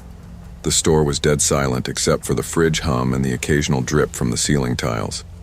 I leaned over and pressed the panic button. No click, no light. Nothing. I grabbed my phone. No bars. What the hell? Then slowly the storage room door creaked open. He stepped out. The man from the other night. But now he was different. The navy coat was gone, folded over his arm. He was wearing the old store hoodie, gray with a faded 7-Eleven patch, and a name tag. It said Matt. I don't know why, but that scared me more than anything else. Like he wasn't just someone in the store, but someone who belonged in it. Like the kind of ghost that pretends to be a memory. He didn't speak. He just watched me. Not angry, not smiling, just watching. I didn't scream. I moved. I ducked low, snatched the fire extinguisher off the wall and bolted out from behind the counter. As he stepped into the light, I hit him with a blind spray and used the cloud to run past him. I knocked over a rack of Doritos behind me, anything to slow him down, and sprinted to the back emergency exit. The alarm blared. The night air hit me like a punch, cold and wet and loud with rain. I ran straight to the weed dispensary next door. The bud tender saw my face and didn't ask questions. He locked the door and called the cops. When they got there, the store was empty. No man, no coat, nothing. The key was still missing. The back door? Unlocked from the inside. The police did what they could. Dusted some prints, checked the security tape. That's when things got stranger. The footage showed me, at the counter, restocking. But when they rewound to the moment the man should have stepped out, glitch, a looping frame, the same 3 seconds of empty hallway, over and over. The officer said the file was probably corrupted. I didn't believe that. I never went back. Carla tried to get me to finish the week. Was probably just a break-in. "We'll get the lock replaced," she said. "Police think it." But I told her no. I told her to shred my W-2 and send my last check in the mail. That Sunday, I packed up my apartment. Even though the store was only 5 blocks from where I lived, it felt like it was breathing down my neck. Every time I stepped outside, I scanned the sidewalk for a navy coat. I started sleeping with my phone on my chest and a kitchen knife tucked under my pillow. I told myself I was being dramatic. Until Wednesday morning, I got a text from Carla. "Found the missing key. Was in your old locker. Weird." I didn't respond. I didn't even open the message for hours. It just sat there on my lock screen while I stared at the ceiling. I never kept that key. That locker was always empty except for a protein bar and a mini bottle of Advil. The next night, I got an email from an unknown address. Subject line, "Still here." No message, no attachments, just those 2 words. I deleted it without opening it. Then another came, 3 days later. Same subject, same nothing. I called the police again. Officer Reyes remembered me. "Could be spam," he said. "We can do. We can open a report, but unless there's a threat, there's not much. I think it's the man who was in the store." "Do you have his name?" "No." "Then we can't connect him to the emails, I'm sorry." I was tired of apologies. I left Portland by the end of March, moved down to Ashland. Smaller town, more artists, less shadows. I found a studio above a bakery, took a gig editing grant proposals for a nonprofit. I told no one I was leaving. The emails kept coming for a while. Once a week, then every other week. Same subject line. Always around midnight. Still here. There's something about those 2 words that can eat at you. They don't threaten, don't warn. They just linger. I stopped checking my inbox altogether. I changed my phone number, closed my old Gmail, even switched banks. For a while, it worked. Life started feeling normal again. I joined a writing group, made a few friends, started sleeping through the night. But sometimes, walking home late from a cafe or coming back from Trader Joe's, I still catch myself glancing over my shoulder, listening for footsteps, watching reflections in windows. Just in case. 6 months later, I saw him again.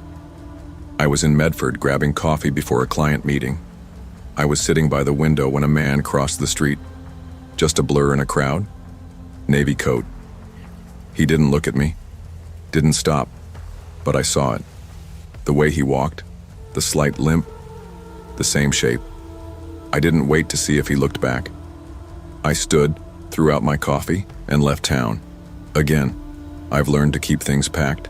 2 duffels, a laptop, my passport. No address stays mine for too long. That's just life now. It's not about being scared. It's about listening when your gut whispers and acting before it has to scream. Sometimes the most dangerous people aren't the ones who jump out screaming, but the ones who watch, who study, who wait. When your instincts tell you something's wrong, believe them. Don't talk yourself out of it. Don't let others do it either. Your life might depend on it. The 4th of July used to be my favorite holiday when I was a kid. It meant backyard fireworks, burgers on the grill, and catching fireflies with my cousins until we couldn't keep our eyes open. That version of me feels like a ghost now. Last year on the 4th, I woke up in a hospital with blood on my knuckles and no memory of how I got there. My ex-wife, Lauren, had filed the final restraining order the next morning. That was the last day I saw my daughter, Abby. Since then, I've been clawing my way back from the edge. Rehab, court dates, a halfway house. I've been sober 312 days now, and the only thing keeping me on track is routine. I rent a studio behind a smoke shop in Mesa, Arizona. I work the overnight shift at a 7-Eleven off Southern Ave. I clean. I stock shelves. I make coffee for the bleary-eyed few who shuffle in at 2 a.m. to buy cigarettes and scratchers. Most nights it's quiet. I like quiet. That's why I noticed right away when something felt off. It started July 5th. I was already on edge from the fireworks. Loud bangs set off something in me. Not a memory exactly, just a surge of adrenaline I couldn't explain. The kind that makes your chest tight for no reason. Around 9:45 p.m., a man walked in. Tall guy, work boots covered in red dust, oil-stained mechanic uniform. His name patch read, Caleb. He had the kind of smile that was just a little too wide, like he'd practiced it. "Busy night?" he asked. "Not really," I replied, scanning a box of Gatorades behind the counter. "You here all night alone?" I hesitated. "Pretty much." "You guys keep a gun back there or anything?" That one made me pause. I forced a smile. "Just me and the panic button." He nodded slowly, bought a fountain drink, paid in cash, walked out without another word. I watched him get in his truck, old Ford, rusted bumper, fuzzy dice swinging from the mirror. I've dealt with weird customers before, meth heads, drunks, lonely guys with too much time and not enough therapy. But something about Caleb stayed in my chest, like smoke that wouldn't clear.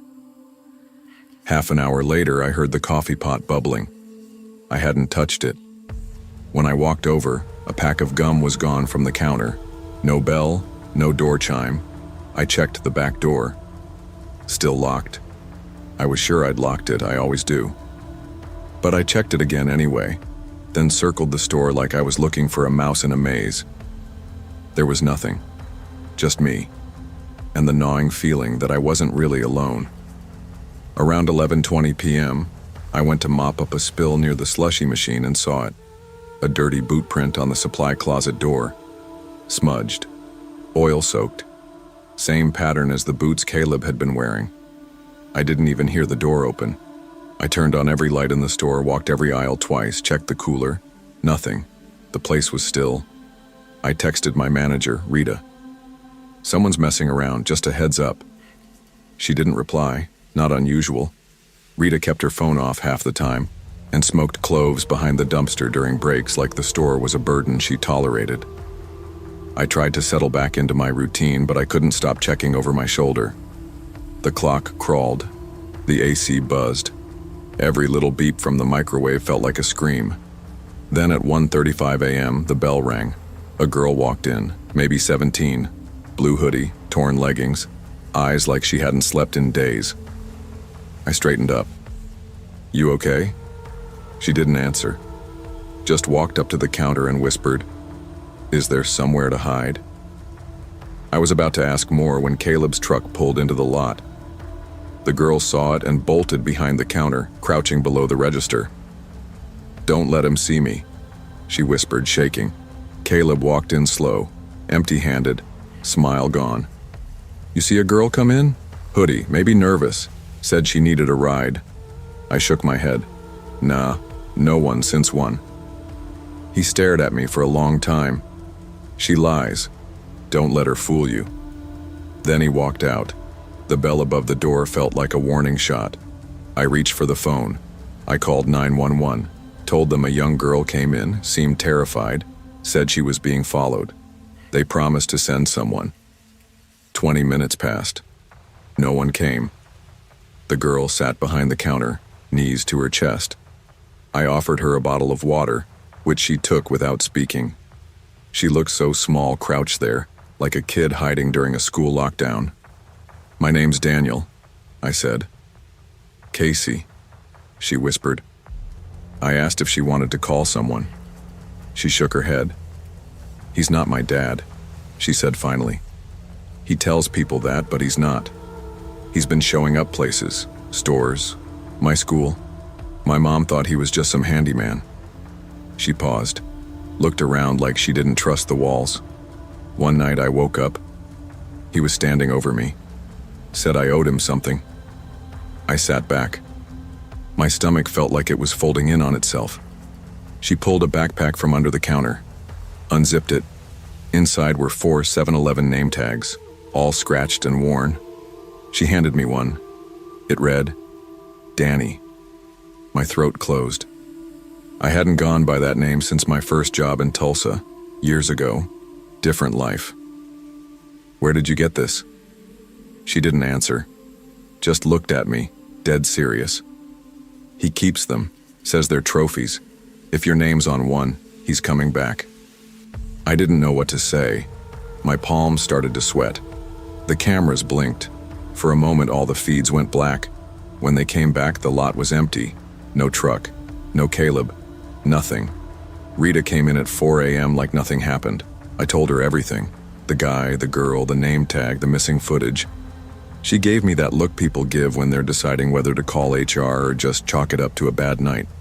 Probably a runaway, she said. Cops will find her. If not, she'll come back for snacks. I told her about the name tag. She rolled her eyes. You sure it's not yours? I quit on the spot, packed my locker, tossed my apron, walked out without a goodbye. I tried following up on Casey, called the precinct, asked if a report had been filed. They had nothing. No Casey, no incident report, no call log from me, even though I had the time-stamped call on my phone.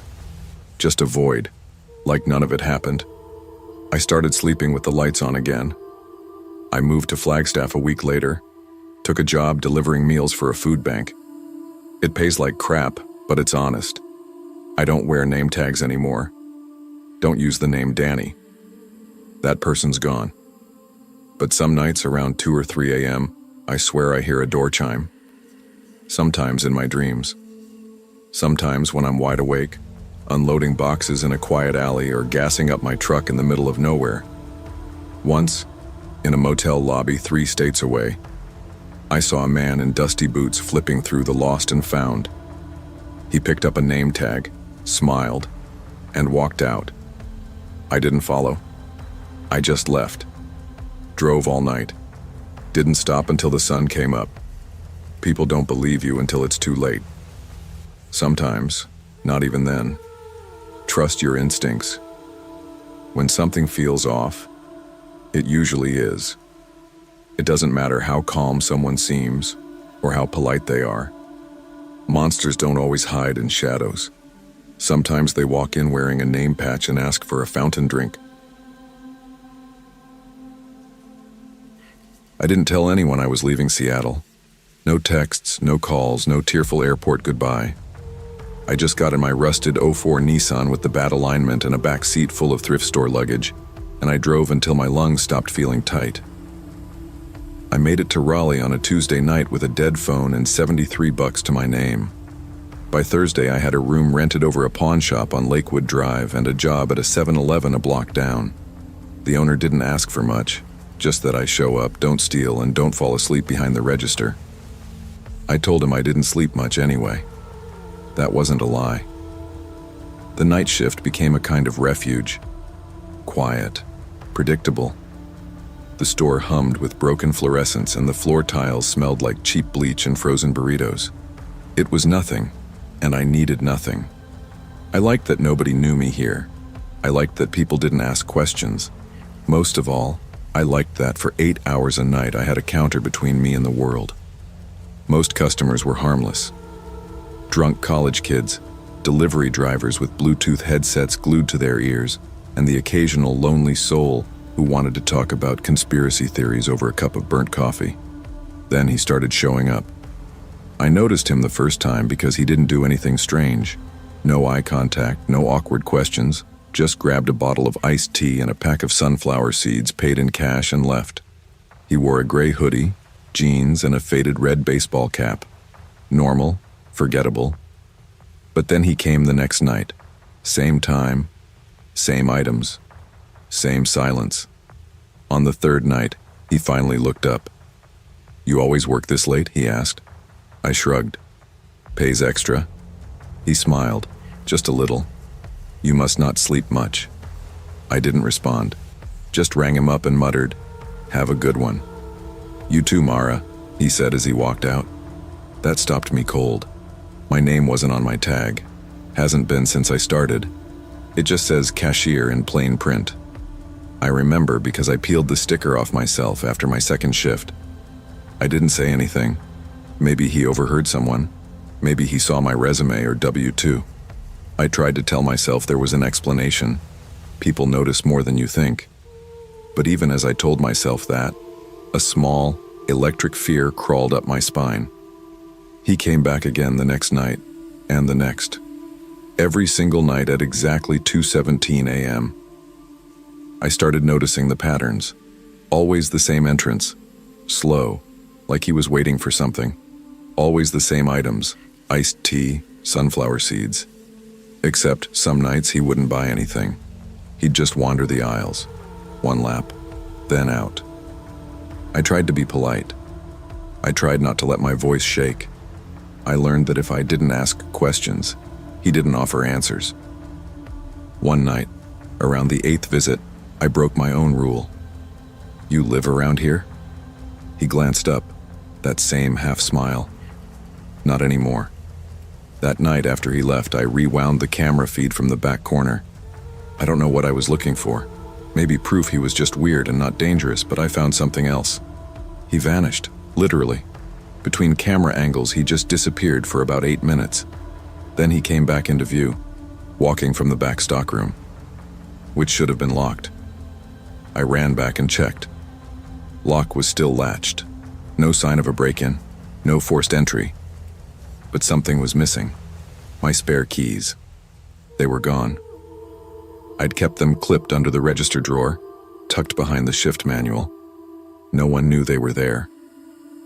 I told my shift manager the next morning. She barely looked up from her clipboard. Borrowed them and didn't log it. Happens. Probably just misplaced them. Or maybe maintenance. I wanted to scream. But I didn't. I just nodded and walked away. The next few nights I started locking the bathroom from the inside, even while cleaning it. I changed my walking route home. Took different streets, different buses. Still, like clockwork, he came back. Always at 2:17 a.m. Until one night. He didn't. That should have been a relief. But the silence felt wrong. Empty. Too empty. At 3:12 a.m., just before I was about to restock the cooler, my phone buzzed. Unknown number. One message. "Don't look so happy. I'm already inside." I dropped the phone. Not metaphorically. I literally dropped it. It skidded across the tile and hit the fridge door. My heart thudded so hard I could hear it in my ears. That message. 10 words. 10 ice-cold words that landed like a whisper against my spine. I forced myself to breathe. Looked up. Nothing out of place. The store was empty. But it didn't feel empty. I locked the stockroom first. Deadbolt turned, handle jammed. Then I checked the back door, still secure. Nothing broken, no alarm triggered. Everything looked the same. But it didn't feel the same. Something was off. I stood behind the register, trying not to panic. I picked up my phone, hand shaking, and hit 911. No signal. Not low signal. Not 1 bar. No service. The little red X blinked in the corner like it was laughing at me. I tried turning the phone off and back on. Nothing. I looked at the security screen next, hoping maybe the cameras could show me what I couldn't see. I flipped through the feeds. Aisle 1, empty. Aisle 2, empty. Back cooler, nothing. Bathroom hall, dark. Then I saw it. Feed 4, top shelf of the cleaning supply aisle. Tucked behind a row of detergent boxes was a red baseball cap. I hadn't seen it there earlier. I would have noticed. I cleaned that shelf just after midnight, but there it was, sitting like it had always belonged there. I grabbed the fire axe from the emergency box mounted by the cooler. I'd never touched it before. I remember wondering if it was even real. Some stores keep the box for show, the way restaurants frame fake fire plans. But it was real. Heavy. Cold. I stood there, axe in both hands, heart going 90 beats a minute, and I waited. No sound, no footsteps. Just the buzz of the soda machine and the click of the cooler fan. I didn't wait long. The vent above aisle 3 made a soft clink, just once, like metal shifting against metal, like something being unscrewed. I didn't think. I ran, straight for the emergency exit. Alarm blared the second I shoved the door open. I didn't care. I flew across the lot barefoot, left my shoes behind the counter, pounded on the glass of the subway next door until one of the guys cleaning the slicers let me in. He looked at me like I was crazy. I felt crazy. The police showed up 20 minutes later. They searched the 7-Eleven top to bottom. Nothing. Not a footprint, not a fingerprint, nothing out of place. But when they checked the security feed, those same cameras I'd watched just minutes before, they told me the footage was corrupted. Said the feed froze from 2:11 to 3:34 a.m., an entire blackout. Clean. They said maybe it was a system bug, maybe a storm interference. There hadn't been a storm. I told them about the hat.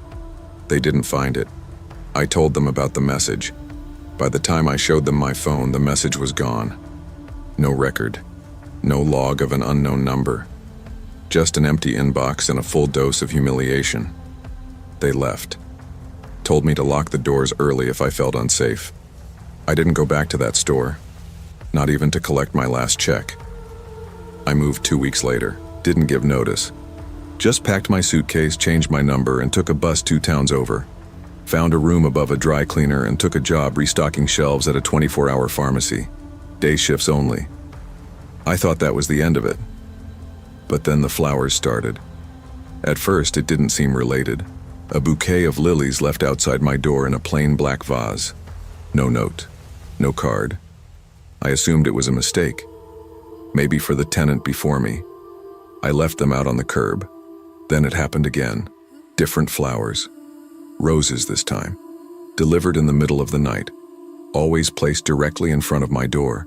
No footsteps in the hall, no camera footage. Just there. I found out later that 3 other women working night shifts at nearby 7-Elevens got the same deliveries. One of them had her apartment broken into. Nothing stolen, just her spare keys missing. Another was found unconscious in her hallway. No signs of struggle, but her phone was flushed down the toilet. None of us got answers. The police reports went nowhere. Surveillance cameras were always either disabled, corrupted, or under maintenance at the time of the incidents. We weren't believed. One manager told a reporter we were just spreading rumors. But we knew. Whatever he was still watching. I started using a burner phone, one that I keep off unless I need it. I changed my name on every online account, moved again, didn't leave a forwarding address, and still, some nights, at exactly 2:17 a.m., the doorbell rings once, just once. When I check the peephole, nothing. No one on the stairs, no shadows in the hall, but always, a bottle of iced tea sitting on the doormat, same brand, same condensation beating down the side, unopened, waiting. I don't touch it. I don't sleep after those nights either. You want to know what haunts me most? It's not the message, not the flowers, not even the red cap behind the detergent boxes. It's the way he said my name that first time, so casually, like he'd always known it, like he was just waiting for me to remember his face. I don't leave the iced tea there anymore. The first few times I just stared at it through the peephole until sunrise. Then I started kicking it down the stairs, hard, sending it bouncing off the walls into the street. I once left it sitting on the steps to see if anyone came back for it. They never did. It's always fresh, always cold, like someone places it just minutes before I wake up, or just before the bell rings. I don't have a doorbell, that's the worst part. My building doesn't have one. It's an old place converted from a row house into split rentals. The buzzer panel's broken and the mail slots jammed shut. But at 2:17 a.m., the chime always comes. Clear, metallic, unmistakable. Like an old school bell or the one above the 7-Eleven door. That sound is inside me now. etched into my nerves. I hear it sometimes in my dreams. Not loud, not even alarming. Just there, like a presence watching from the end of a long hallway. I keep moving. I don't stay anywhere more than 6 months now. I work cash jobs when I can get them. Nothing with name tags. Nothing overnight. I live quiet. I stay offline. But this thing, whatever it is, doesn't forget. Last month I was working at a thrift store 2 towns west of Raleigh. Day shifts only, sorting old clothes, cleaning donated toys. I liked it. No cameras, no late hours, no creeps. Just old ladies arguing about VHS tapes and volunteers sorting through bags of junk. Then a donation came in, a big cardboard box, no return label, no donor info. Inside were clothes, mostly old uniforms, a Domino's shirt, a hospital scrub top, a Walmart vest, and a gray 7-Eleven hoodie, folded neatly on top. No tag, just a patch where one used to be. The stitching outline still visible, the threads still shaped like my name. Mara. I quit that same afternoon, packed a duffel bag, left town by nightfall.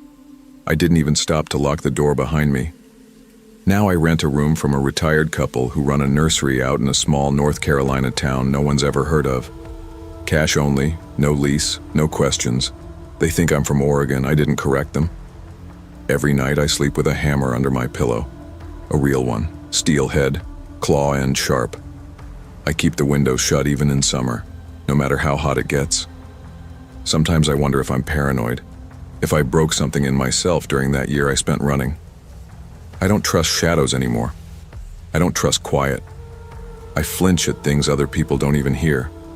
But then last week I found a flower on the windowsill. A lily, not in a vase, just the bloom. Fresh, placed on the outside of the glass.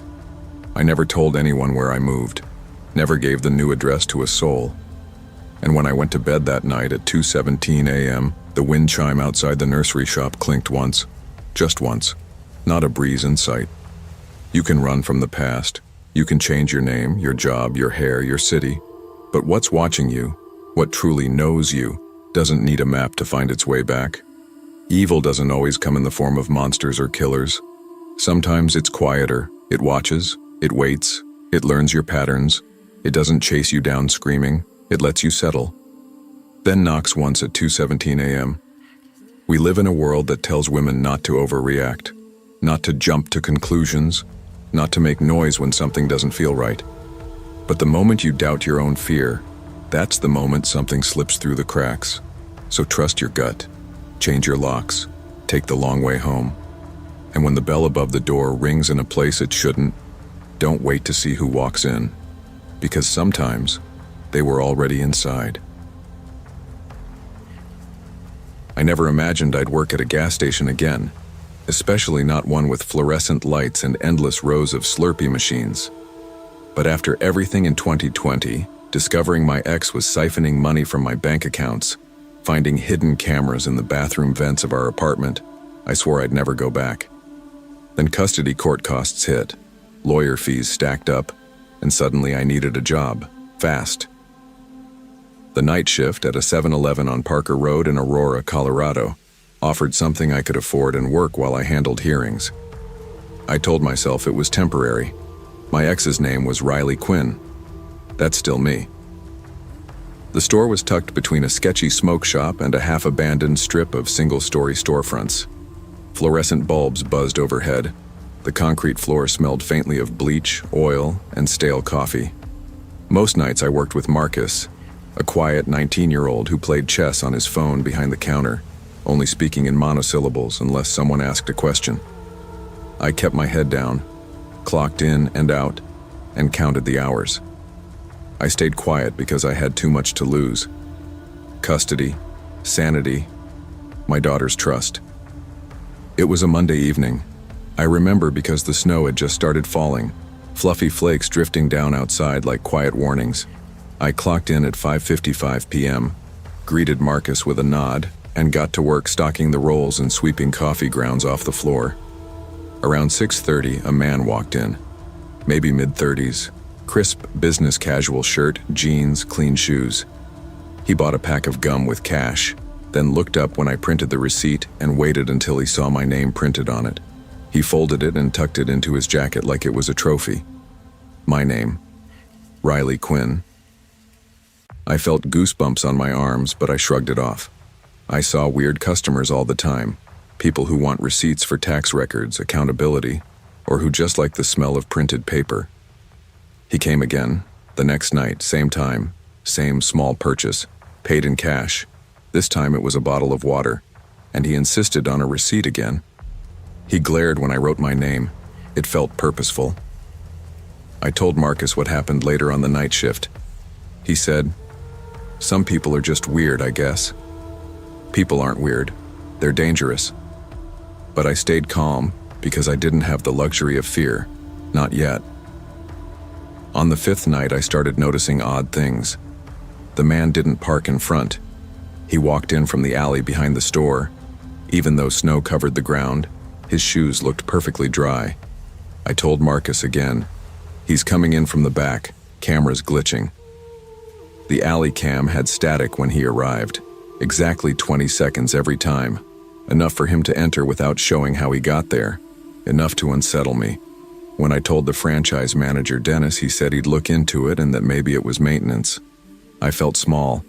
Nobody saw the flags waving in my bones. After that fifth night, I started watching the clock.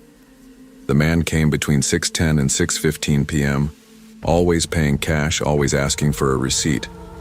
There was a pattern. It became part of my nightly routine, waiting for that register beep and the printer clicking. When he walked out, he never looked back. No smile, no wave. Just my name circled on a folded strip of paper tucked into his jacket. I began noticing things in the store I hadn't before. The break room locker door that Marcus used sometimes. The backroom shelves. The dispensing area behind the counter.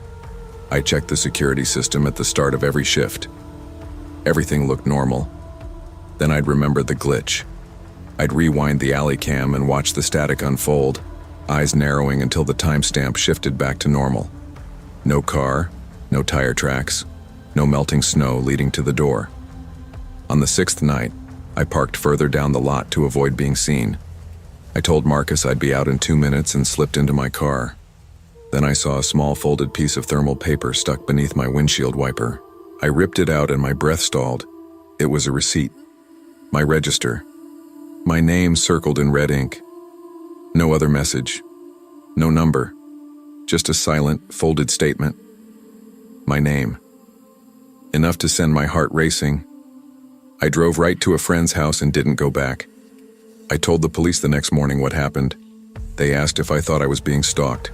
I said yes, but they needed a threat, a license plate, a criminal history. I had none of that. Just receipts, just weird. They filed a report, but I didn't feel safer. I stayed with my friend for 2 nights. When I returned, the store felt like a trap. I walked in. My aprons were folded in the locker. My shifts were logged. Everything looked normal. But I didn't stay. 3 nights later, I returned to work. Walking into the store felt like stepping through glass. The lights flickered overhead and the coffee grinder droned behind me. I saw Marcus behind the counter, looking shell-shocked but not saying anything. His phone sat untouched on the countertop as if he'd been frozen mid-text. I texted him, "Marcus, everything okay?" The message never delivered. Phone rang. Went to voicemail. I knocked on the break room locker door. It swung open. Instead of his apron or lunchbox, it was stuffed with hundreds of receipts, each printed with my name. Different timestamps, some from shifts I wasn't working, some at times the register wasn't even active. And at the bottom, scribbled in shaky all caps, one name, one shift, one witness. Every paper felt like a beating heartbeat in my palm. The receipts smelled like fresh thermal ink and dread. I backed away, dropped them into my locker, and called 911 again. This time I demanded it was stalking. An officer came out. They took photos, bagged the receipts as evidence, interviewed me into dawn. But Marcus, he was gone. His phone pinged last near an abandoned laundromat a mile from the store. His sneakers found, size 10, muddy, by a drainage pipe. He'd vanished. I stayed at the station as long as I could before calling my friend to pick me up.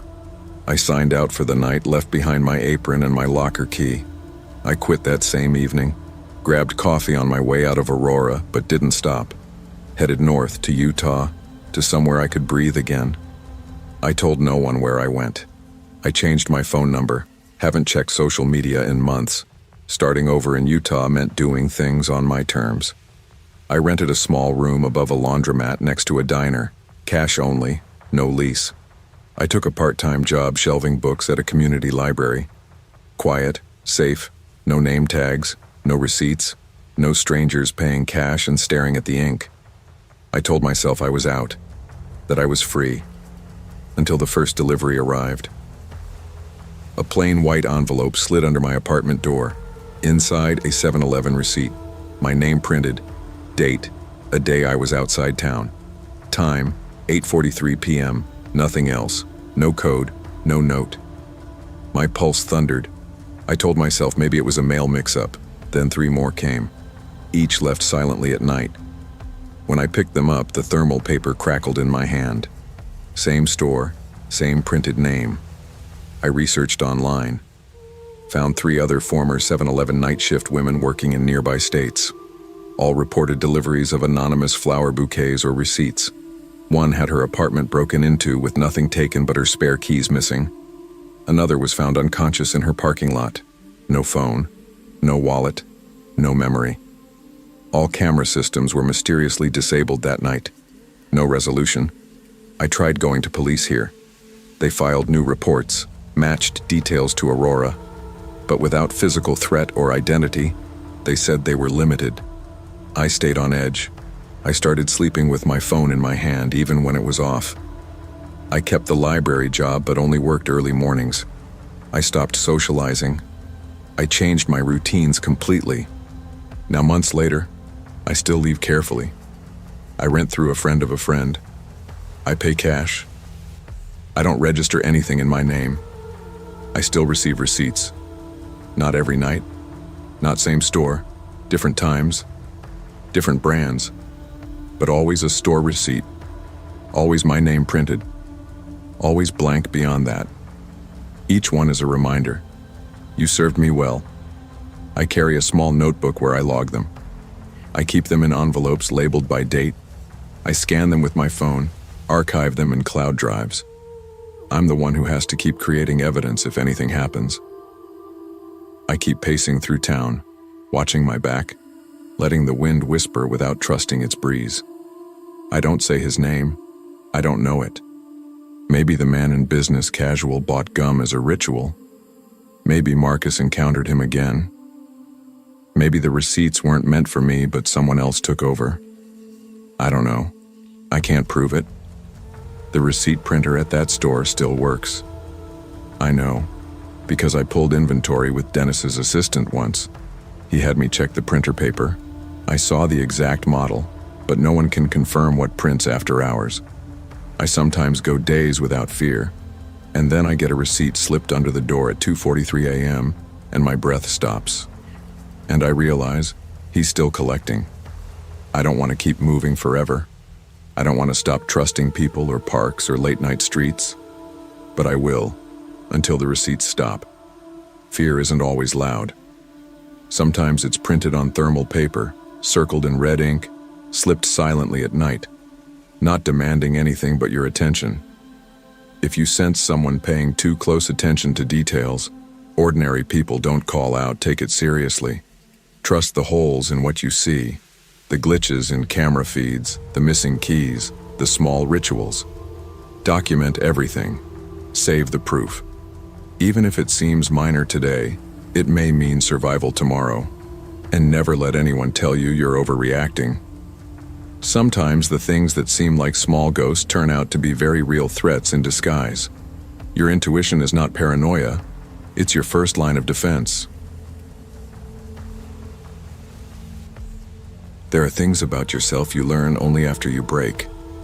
For me, it happened in the middle of a Ross dress for less, standing between 2 racks of clearance coats. I was holding a blue sweater I didn't need. It was a Wednesday afternoon. Holiday music was playing overhead. Then the walls narrowed, the air folded in, and I was on the floor, knees to my chest, hands over my ears, sobbing into a hoodie that still had the tag on. No one stopped. Not really. A woman glanced at me, then turned around like I was part of the clutter. I remember one kid whispered, "Is she okay?" And his mom pulled him away like I was contagious. They called someone, I guess. An ambulance came. The ER said panic attack. My doctor said social anxiety. My therapist said I needed a pattern, something familiar. You can't heal from the world by avoiding it. Start small, safe, repetitive. That's how I found 7-Eleven. It was just 4 blocks from my apartment in Sacramento. Clean enough, bright enough, predictable. The hum of the refrigerators soothed me more than anything else. Every evening, around 7:15, I'd walk there, buy aloe water, sometimes a protein bar, sometimes nothing. I'd linger in aisle 3 and look at the same gum packs, letting the buzz of electricity remind me that I was still here, still functioning. It wasn't glamorous, but it was peace. I didn't need to talk to anyone, and that made it perfect. Until one night I heard, "You always buy that same drink." I turned. There was a man behind the counter, short beard, soft eyes, late 30s. His name tag said, Greg. He had a smile that looked practiced, like he used it to calm people down. "It's calming," I said before I could overthink it. "Routine helps." He nodded like he understood. "I get that." It was the first conversation I'd had with a stranger in weeks. Greg was just there one night, like he'd always been part of the building. The next night, he waved at me when I walked in. The night after that, he slid me a free muffin and said, "You look like you could use a little sugar." I laughed. It felt strange to laugh with someone whose last name I didn't know. But something about him was gentle, like he'd been through something too. Over time, he became part of my routine. He didn't pry, not at first. Mostly he made small talk while I paid. Once he asked if I liked journaling. I said I used to. The next night he handed me a tiny leather notebook. "For thoughts that feel too heavy," he said. I thanked him. I didn't open it, not right away, but I kept it in my backpack like a lucky charm. A few nights later, his questions started shifting. "You live around here, right?" he asked, casual. "Just a few blocks," I said without thinking. "You ever come in earlier in the day?" "No, just evenings," I answered. "You always come alone?" That one landed a little harder. I smiled to hide the static in my chest. "Yeah, just me." He nodded and changed the subject, but I walked home with my hands clenched in my pockets that night. My steps felt too loud, the lights too dim. I double-locked the door when I got back to my apartment. I told myself I was being paranoid, that Greg was just a nice guy with no filter. I didn't know then how wrong I was. The next evening I went to the store like always, but Greg wasn't there. Behind the counter was a kid in a black beanie, name tag that said Raul. Probably 20. He looked new. I felt a weird kind of disappointment. I didn't realize until then how much I had built Greg into my ritual. I bought my aloe water and stood awkwardly at the counter. I finally asked, "Hey, where's Greg?" Raul blinked. "Who?" "Greg," I said. "The guy who usually works at night. Beard, polite, kinda quiet." Raul stared at me for a second too long. "Greg doesn't work here." I almost laughed. "What do you mean?" "He was here like every night this week." He shook his head. "He used to. He got fired a few months ago, like way back. He wouldn't leave. Just kept showing up, standing behind the counter. Took his name tag when they let him go. Management had to change the lock code." My mouth went dry, but he served me, took my card, talked to me. Raul frowned. He shouldn't have had register access. No one's seen him since December. I left without saying anything else. My knees felt weak as I walked home. I went straight to the backpack where I kept the notebook. I opened it for the first time. Inside, page after page, 28 in total, were handwritten notes. Lena, 7:14 p.m., blue hoodie. Looked sad. Lena, 7:17 p.m., smiled, asked about almond milk. Lena, 7:19 p.m., said she lives close. Alone? There were dates, times, mood annotations, and at the very back, folded between 2 pages, was a photo. A photo of me, taken from behind loading a dryer in my apartment building's laundry room. I dropped the notebook. My hands were shaking. I locked every window. I didn't sleep that night. I went to the police the next morning. I handed over the notebook, showed them the picture, told them about Greg, if that was even his real name. They filed a report, took photos, said they'd look into it. That was it. He didn't threaten you, the officer said, almost apologetic. Prosecute unless it escalates. This kind of thing's hard to. I felt my insides cave. How much worse does it need to get? They said they'd patrol the area. No promises. I didn't go to 7-Eleven that night, or the night after.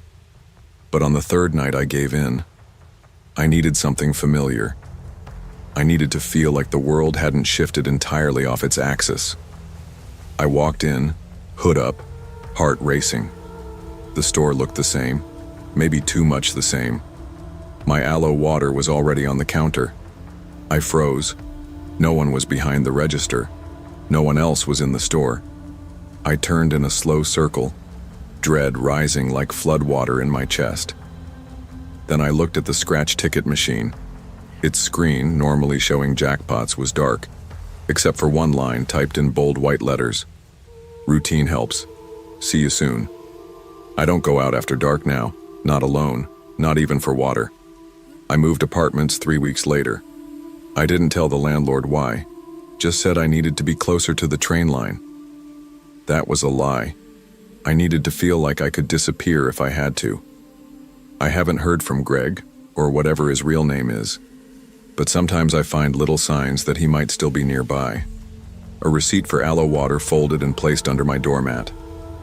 The same notebook, blank, left in my mailbox, even though it's locked. A message scribbled in chalk near the alley behind my new building. Some routines are hard to break. I still see a therapist. I'm on meds now. I journal, but never in anything someone else gave me. The scariest thing isn't the stalking or the messages or even the photo. It's how easy it was for me to mistake attention for kindness. Because when you're lonely, when you're scared, when you've forgotten how to breathe in public, someone simply noticing you can feel like safety. But not all attention is love. Not all kindness is harmless. Some people don't want to know you. They want to keep you. Predators don't always come with fangs or fists. Sometimes they wear name tags and hand you notebooks and ask how your day's going. Trust isn't built in routine. It's built in boundaries. Pay attention to the questions people ask and why they ask them. And when something feels off, it is. You don't need to wait for proof to protect yourself. Because no matter how familiar the aisle, if you're being watched, it's not a routine, it's a setup.